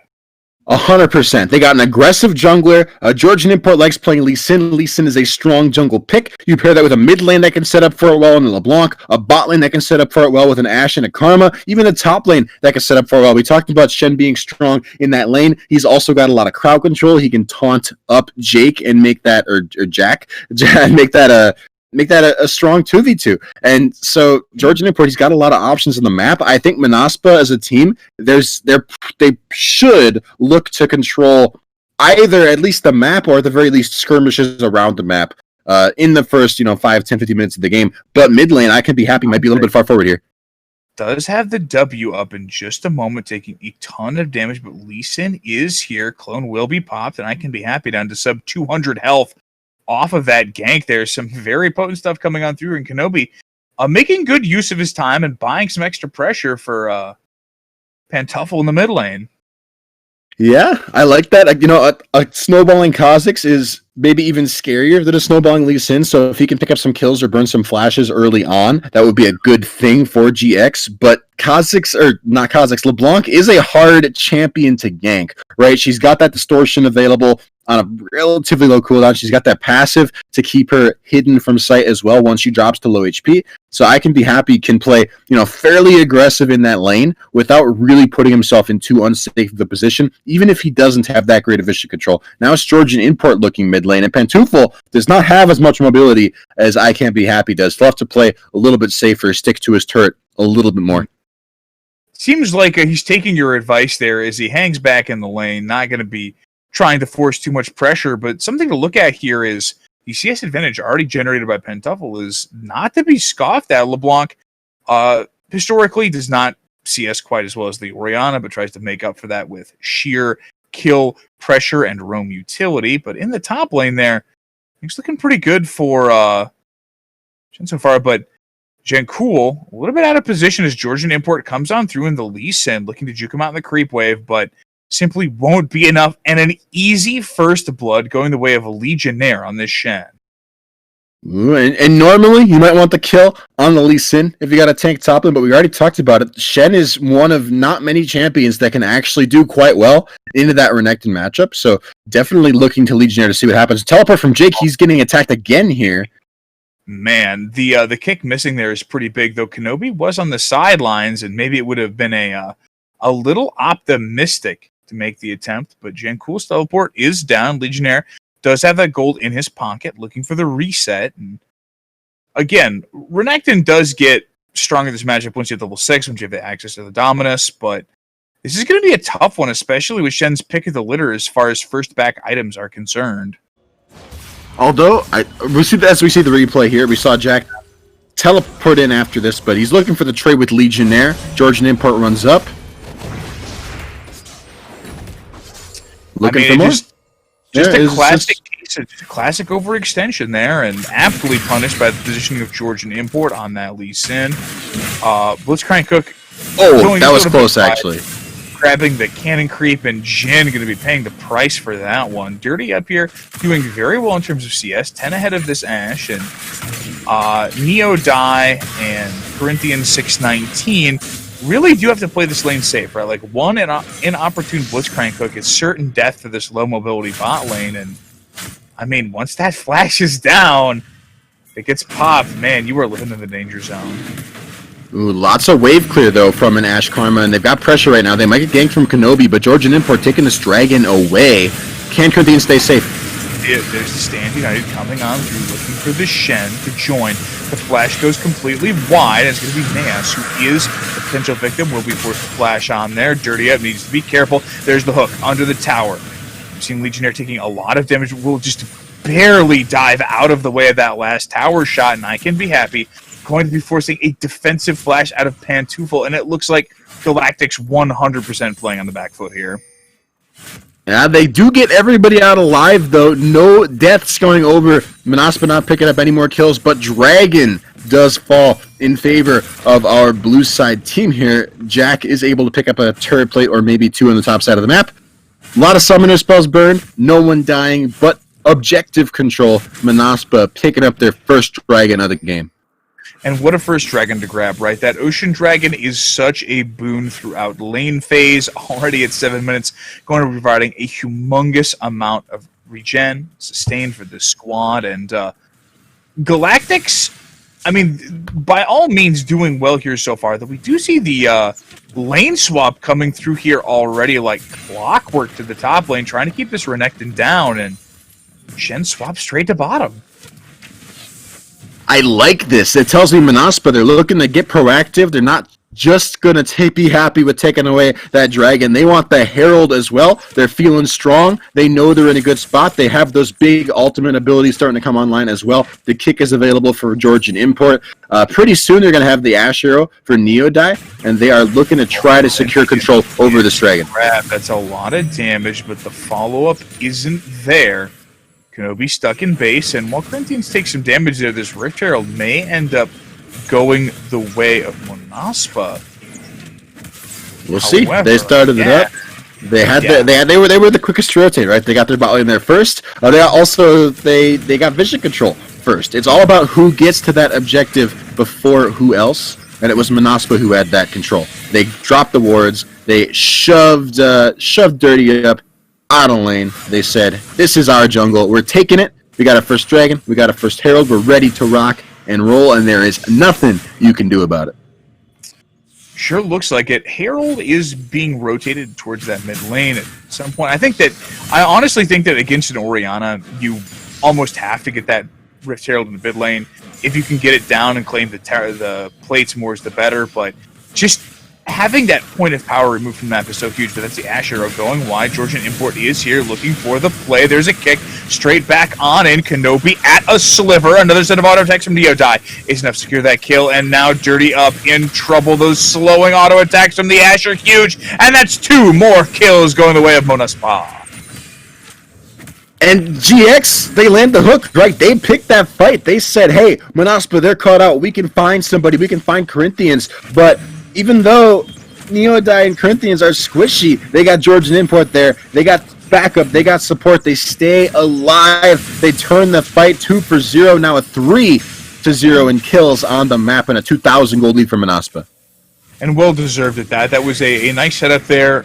Georgian Import coming on through quite nicely. And Rift Herald going to get the charge off on this tower down to 1 plate left. I think they may have popped that a little early, but they do have 2 people up here. This will be very likely to get that first turret and the final plate gold as well. Man, look at these advantages. 2,500 full gold going on over. Wow, just look at the advantage earned by Municipal. They have their foot on the gas pedal, and they are not letting up.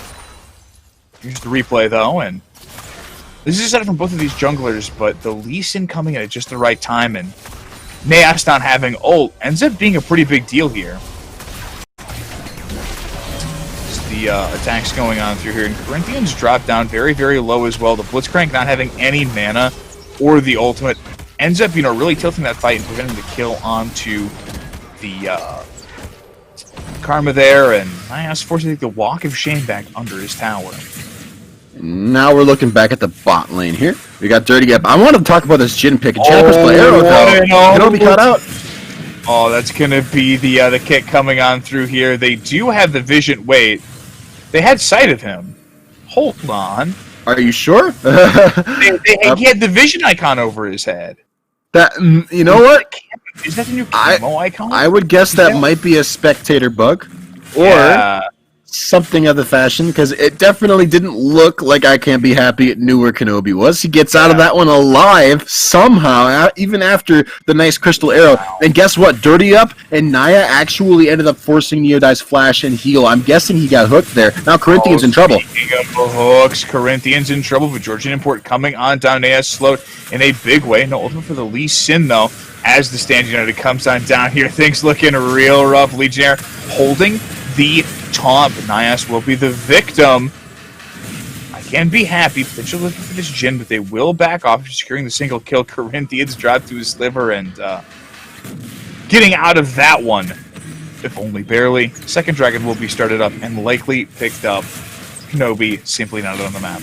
Contest. Manaspa doing quite well, although GX trying to get proactive themselves, taking away more turret plates in the top lane for Jack, taking away jungle camps from Georgian Import as well. You can see his entire topside jungle being moved in on by Pantufel, by Kenobi. They're saying, well, we can't do anything in the bot side of the map. At least we can take away some objectives from Manaspa on the top side. We're right back at it. We're back? No pause. Didn't happen. Legionnaire in trouble here, though. Will get found on out, but the ult goes wide. Man, what an incredibly well-timed taunt on out for Legionnaire, saving his life from that 3-man attempt on it. There is no pause, and furthermore, there never was. Who are you going to believe, me or your lying eyes? No pause. Manaspa, though, they maybe could use a pause. What was that? The kick! Oh, man, what a catch-out. They call out the Blitzcrank, hanging out in that bush, taking care of the ward, and it is aptly rewarded with another kill.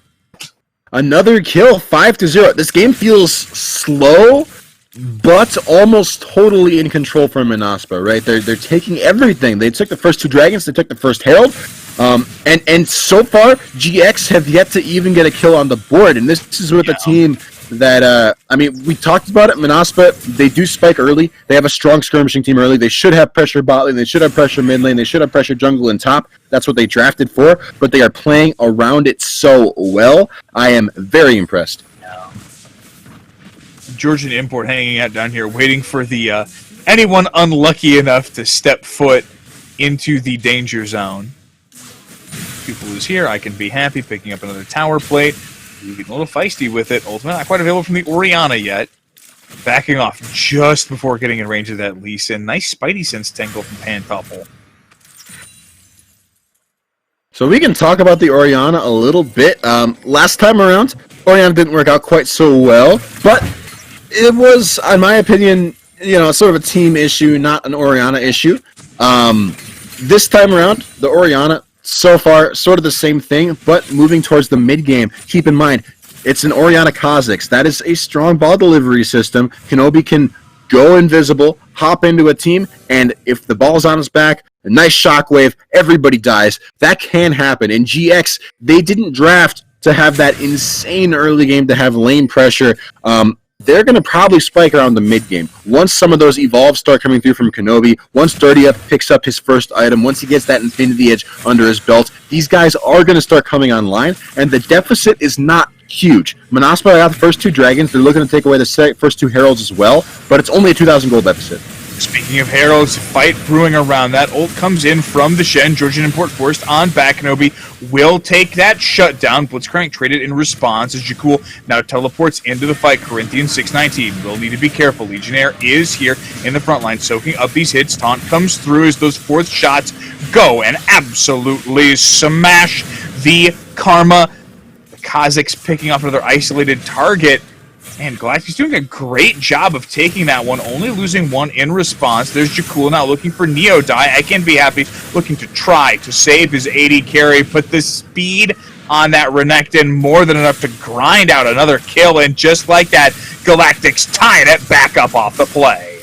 And Manaspa, their history of running this map might be over. They got the Herald, but GX, they won the fight. They are starting to spike. They got the Archangel staff completed for Pantufel. You see Jack's damage with a teleport for a flank. Manaspa's not done yet.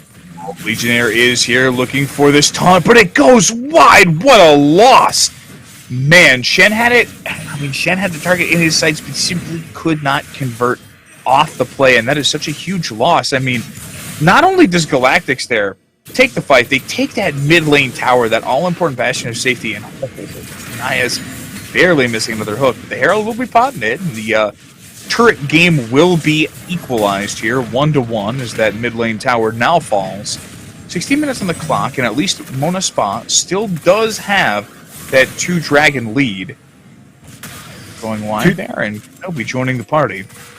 2-dragon lead, no ultimate on Jakul as well, makes it hard for him to fight, hard for him to skirmish. Although, speaking of no ultimates, Neodai just goes ahead and whiffs his really quick. He says, why don't we even up that ultimate score? Dragons spawning on the map in 30 seconds, or maybe a little bit less at this point, and for now, it's Manaspa that do have the inside track on this objective, and keep in mind, they are gonna be threatening Dragon Soul pretty soon. Blitzcrank in major danger as Neodai easily able to lock up that kill.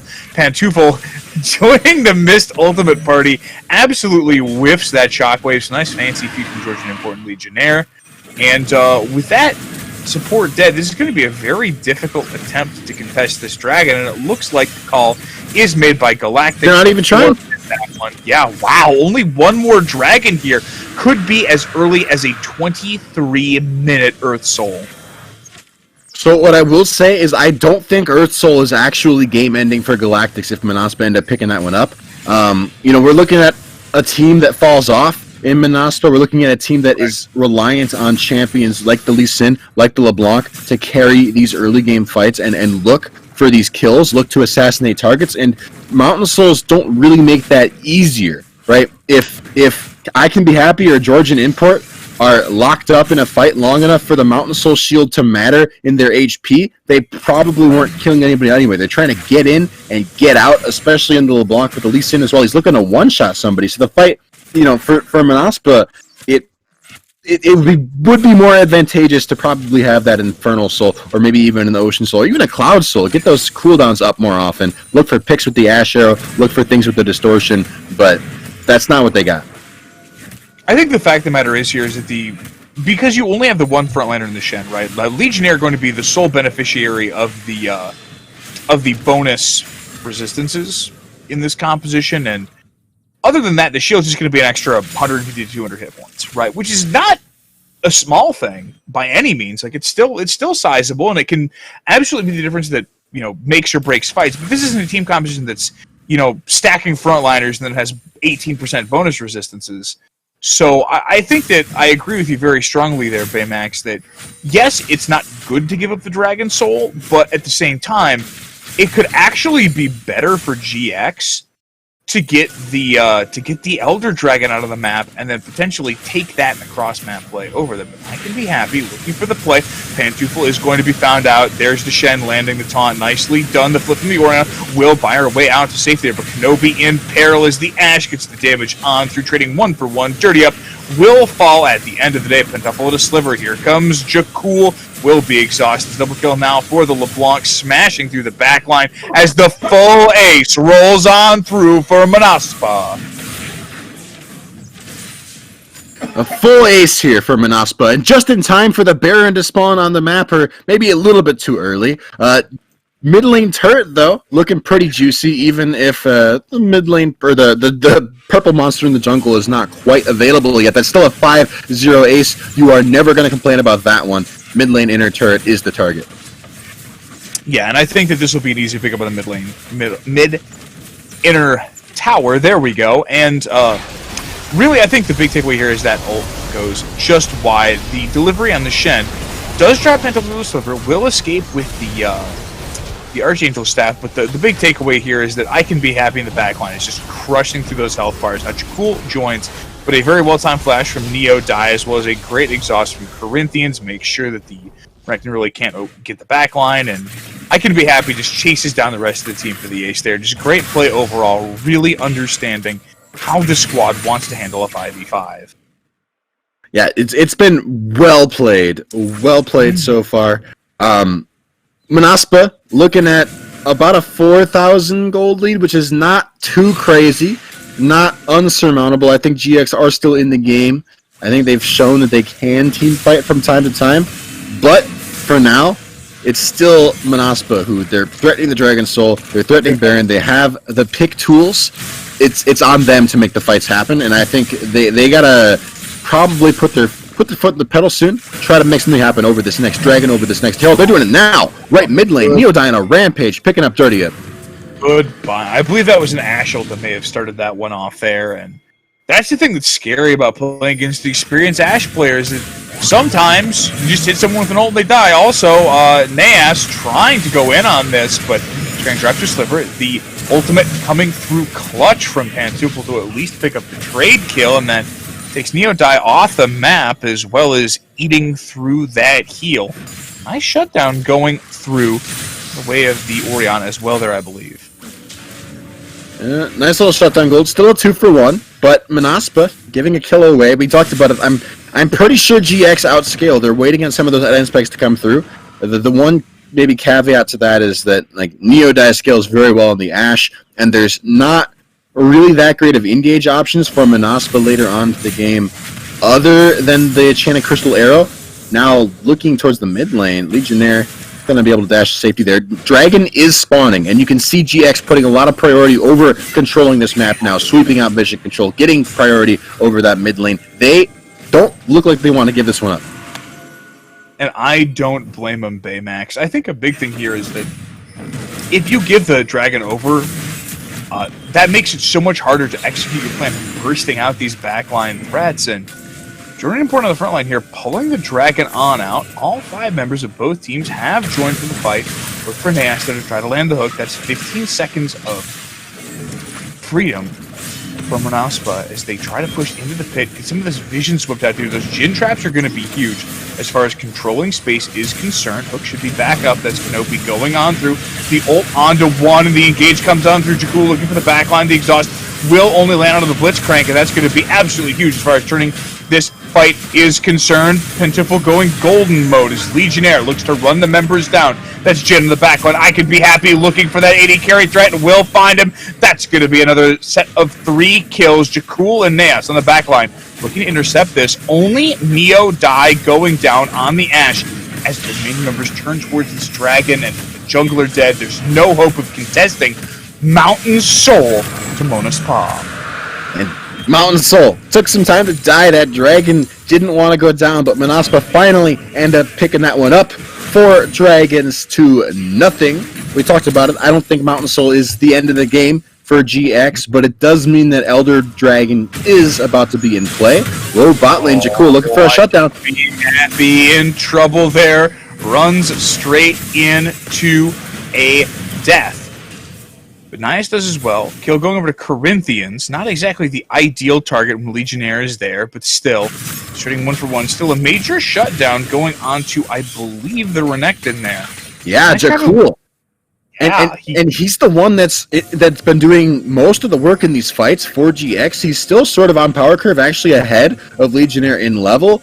He's been finding good flanks. He's got the flash and teleport up to look for something when the next fight breaks out. I think he is the one who has sort of been tying GX together as well as they can be anyway through this mid game. On this Renekton, him getting that shutdown gold means he's got enough gold in his pocket to go ahead and finish up that Sterix, get his second item finished, got a stopwatch for himself as well. He's in a pretty strong spot. Maybe he can carry that next fight. Absolutely, and you talk about carrying the next fight. Mona Spa is in a they're in a very tricky spot as far as having a lead is concerned. 3,500 gold is a sizable lead, don't get me wrong. But here we go into the replay as we look into this dragon. I mean, the engage attempt is smart here. I mean, you have to go in. You have to try to make it work. And with the exhaust up, you need to try to bait that out. It doesn't even go on to the Renekton, but look at that AoE damage across the team. When I still gone back to Neo die, but he's kept alive for so long. We'll eventually go down there with Pantuffle. Simply can't find a way on out. I can be happy. Smart positioning, goes over the wall. Picks off that Jin, and the rest of the fight is clean up from there towards the dragon. And now we look towards the Baron. And GX, once again, they have been very quick to get to these objectives, trying to set up vision control where they can, but just not having the power, not having the presence to maintain that control. And Manaspa, I'm interested to see if they will prioritize this Baron or the Elder Dragon, because right now, they haven't been quick about getting here, but we see Georgian Import walking up to those wards. Corinthians moving over as well. Hook over the wall. Leeson, but is able to skirt on out there. Teleport comes in from Jakul, but Georgian Import relatively unpunished there. Very fortunate that the rest of Galactics wasn't around there to better capitulate on that hook, but I can't be happy. Will be grabbing that blue buff and looking at these major cooldowns. Standing ready is back up for Legionnaire, and the Enchanted Crystal Arrow is on for Ash. They just need to find a target for that one. Oh, there it is. Just wide of Nas. Just wide. That's sad, and that wasn't not a bad look from Manaspa, right? The Shockwave was down for Pantoufle. Jakul had it just recalled to go bot lane to match Legionnaire. And by the way, Jakul has no teleport, so he's there all by himself. He has no way to get to the fight if a fight were to break out. He's got to just run down Legionnaire, and you can see Manaspa starting up this Baron now. Look at the pincer coming on through here. Pantoufle as well as Kenobi going on in. That's the Hex Flash into the pit, looking for these targets. Neo dive for it, the flash on out defensively. Kenobi absolutely annihilated. The Exhaust comes in onto Pantoufle, but the fourth shot enough to lock in that support. Nas likely to go down there. The slows from the Ash coming through in a big way. Georgian Import really low though, taking a ton of CC and punishment as we do see the wrap around from this LeBlanc coming on through, looking for a target. That damage is huge, and Dirty Up will be the first victim. Oriana likely to fall as well, but that fadeaway damage is also major, but still the double kill comes through for I Can Be Happy, and they knock out the complete ace as Legionnaire takes care of a solo kill in the bottom lane. Legionnaire solo killed Jakul. We didn't even get to see that. There was too much happening at the Baron pit, but that does make it a 5-for-1 Manaspa. It'll take them a while to grab this Baron. They don't have a ton of DPS for it, but guess what? They're uncontested for so long. They are going to get it. They will have that Baron buff to do with as they please. I think they might end up just going ahead and waiting to do too much pushing until the Elder Dragon spawns, because it won't be too long now. It's been several minutes since that last Mountain Dragon did perish, did get sent to the underworld. So Manaspa, they're in the driver's seat. I think this is go time for them. This is probably their last best chance to win the game. I could be wrong about that, but I think GX does outscale. I think that GX will be in a better position as time goes on to win these fights. Manaspa, they got the Baron, they got the Dragon Soul, they got a good shot at the Elder. This is it. If they can't end off this, it's not looking great for them. I think that they've still probably got about 5 or 6 minutes left until the scaling starts to become a major issue, because again, they have an extraordinarily fed LeBlanc, 8, 1, and 5. Look at those items on board right now. And again, as long as this LeBlanc is capable of continuing assassinations, this game is not out of hand yet. I mean, this Ashe is very large as well, and it's not like this Shen is not a major participant in team fights. So I think it's going to be a little bit longer before that ticking time bomb goes off in GX's favor. But that being said, if there is an Elder Dragon steal, which again, this will be a hotly contested objective, that's something that could certainly tilt the odds in favor of Galactics. Ooh, look at the positioning. I can be happy. He's on a nice flank right now. Top lane also. Let's go. Gonna get caught on out there. The Orianna drop to a sliver, but they can't quite lock it on down there. But John Cool will already fall. I can be happy gets the cooldowns on back, and that's gonna be a cleanup on to Dirty Up. That's 4 falling in quick succession. Kenobi, the only member of this team left alive, and an easy Baron empowered push towards the middle, and perhaps even a close already for Mona's pop. Oh, it's gotta be. There's no way. 30-second death timers. Only Kenobi standing 1v5, and can he stand? He's gonna have to kneel before Manaspa as they take down GX. Kenobi getting distorted on, but he's gotta hop to safety. First Nexus turret dead. Second Nexus turret dead. Gas pump. Manaspa have taken down GX. Wow, and what a clinic from Manaspa there. Just absolutely fantastic play overall from this team. They were in the driver's seat for really the entirety of this game and really showed us a breakout performance with those advantages that they got. And I think a big thing to look at as far as this game is concerned is side lane play, right? Legionnaire was not necessarily flashy this game, but his Shen helped control the side lane, and in accordance with this extraordinarily fed LeBlanc coming through here from I Can Be Happy, it made Galactic's chance of winning just continue to decrease with each passing minute. And with that, that's the end of the game. Gas pump. Manaspa, that was a convincing win. I liked your point about the macro there. I think Legionnaire was huge. I think we're gonna. Oh, all right. We're gonna have an interview pretty soon with George and Import. Yeah, he's a resident Lee Sin player. We'll be right back with that in just a moment once we get him in here. Yep. Oh, it looks like that we're going to be kicking right towards that, so good stuff overall. Again, taking a look at some of the minor stuff there, again, like the advantages broken in the early game. George and Import, who did end up getting that MVP vote, did a very good job of controlling that early game and accelerating Mona Spot into a win. I want to also highlight I Can Be Happy. The LeBlanc plays were... The LeBlanc was very well executed. I think he played lane an appropriate level of aggressive. I think a lot of the flanks that he was looking for in those fights were huge. He came up massive with double distortion AoE damages. He was always finding the squishy targets. He was always avoiding the crowd control being thrown at him by GX. He was just on a rampage under LeBlanc. I want to give a ton of credit to him. And honestly, all of the members of Manaspa, I feel like nobody played that game poorly. I don't feel like anybody had a bad performance or a performance that they would be ashamed of or that they would need to look at and be like, okay, what can I do better here? Like, there's always something you can do better, but for the most part, Manaspa, they looked very, very good. Yeah, without a doubt. I mean, hopefully we could ask some stuff about the prep and stuff from George and Import, because again, that was a very well executed game. Very the more I think about it, the more I'm thinking, I don't know if Manaspa really even did get outscaled, because in terms of like the pure champion scaling values, independent of each other, like, yes, I think that GX outscaled, but in terms of, LeBlanc is normally not thought of as being a strong late game champion, but when you play her well, and when there's not clear answers from the other team, she is she is a good late game champ. I think that generally speaking, the caveat with LeBlanc not being so great in the late game is that people will eventually unlock point and click CC for her, and that is something very much lacking from the composition of Galactics there, right? So, all right. So, talk about standings here. After today's games, right? We are back to a dead heat tie for first place between Lethal Rage and Lao Gan Ma. Incredibly, Lao Gan Ma did have to forfeit their game this evening, but Lethal Rage was significantly upset there by Gaming Team Cravare in a very good match.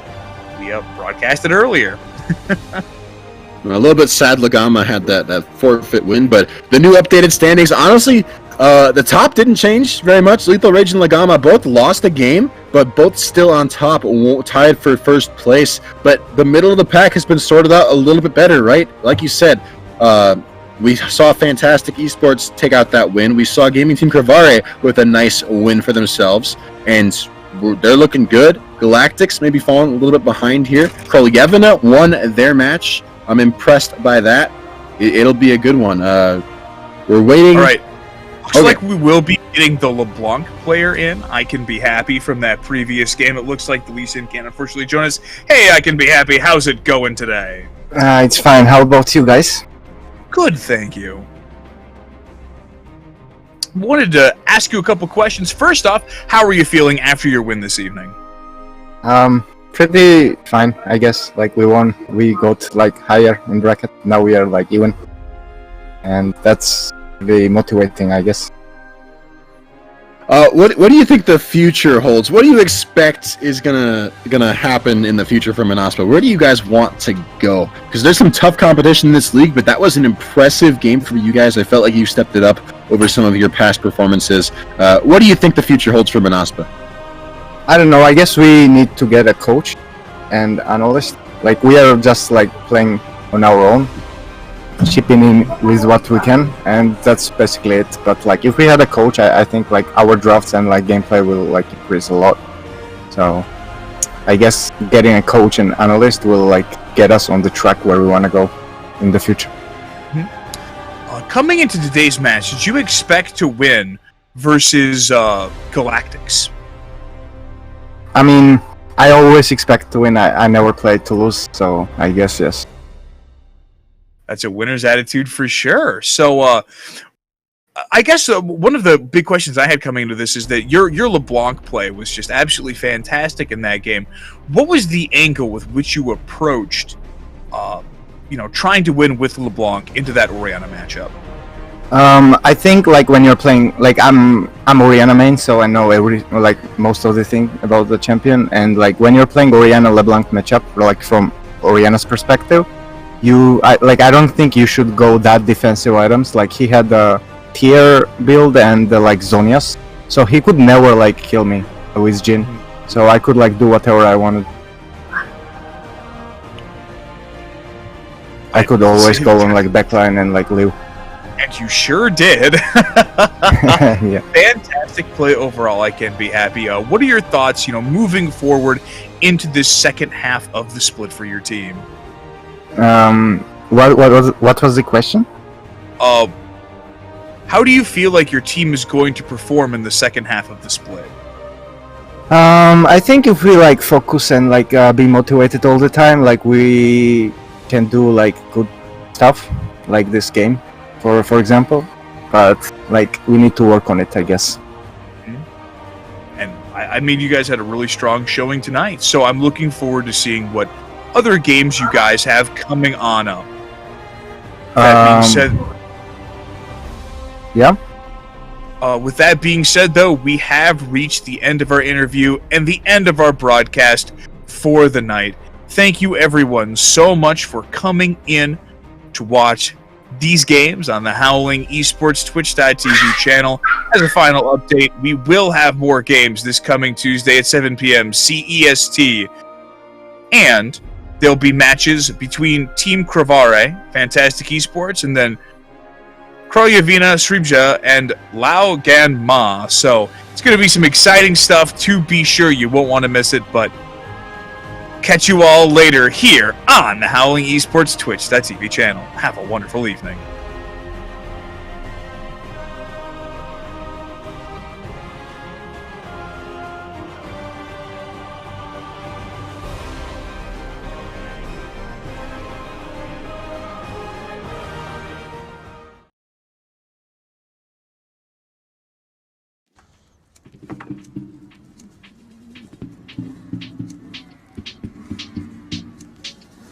I figured it all out.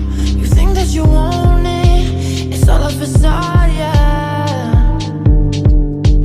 You want adrenaline, fuck the consistency, fuck the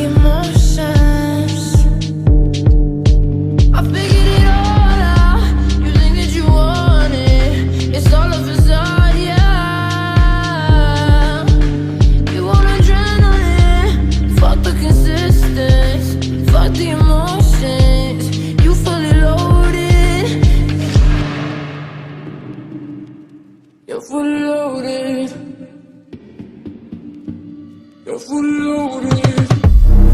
You could never see him out of sight.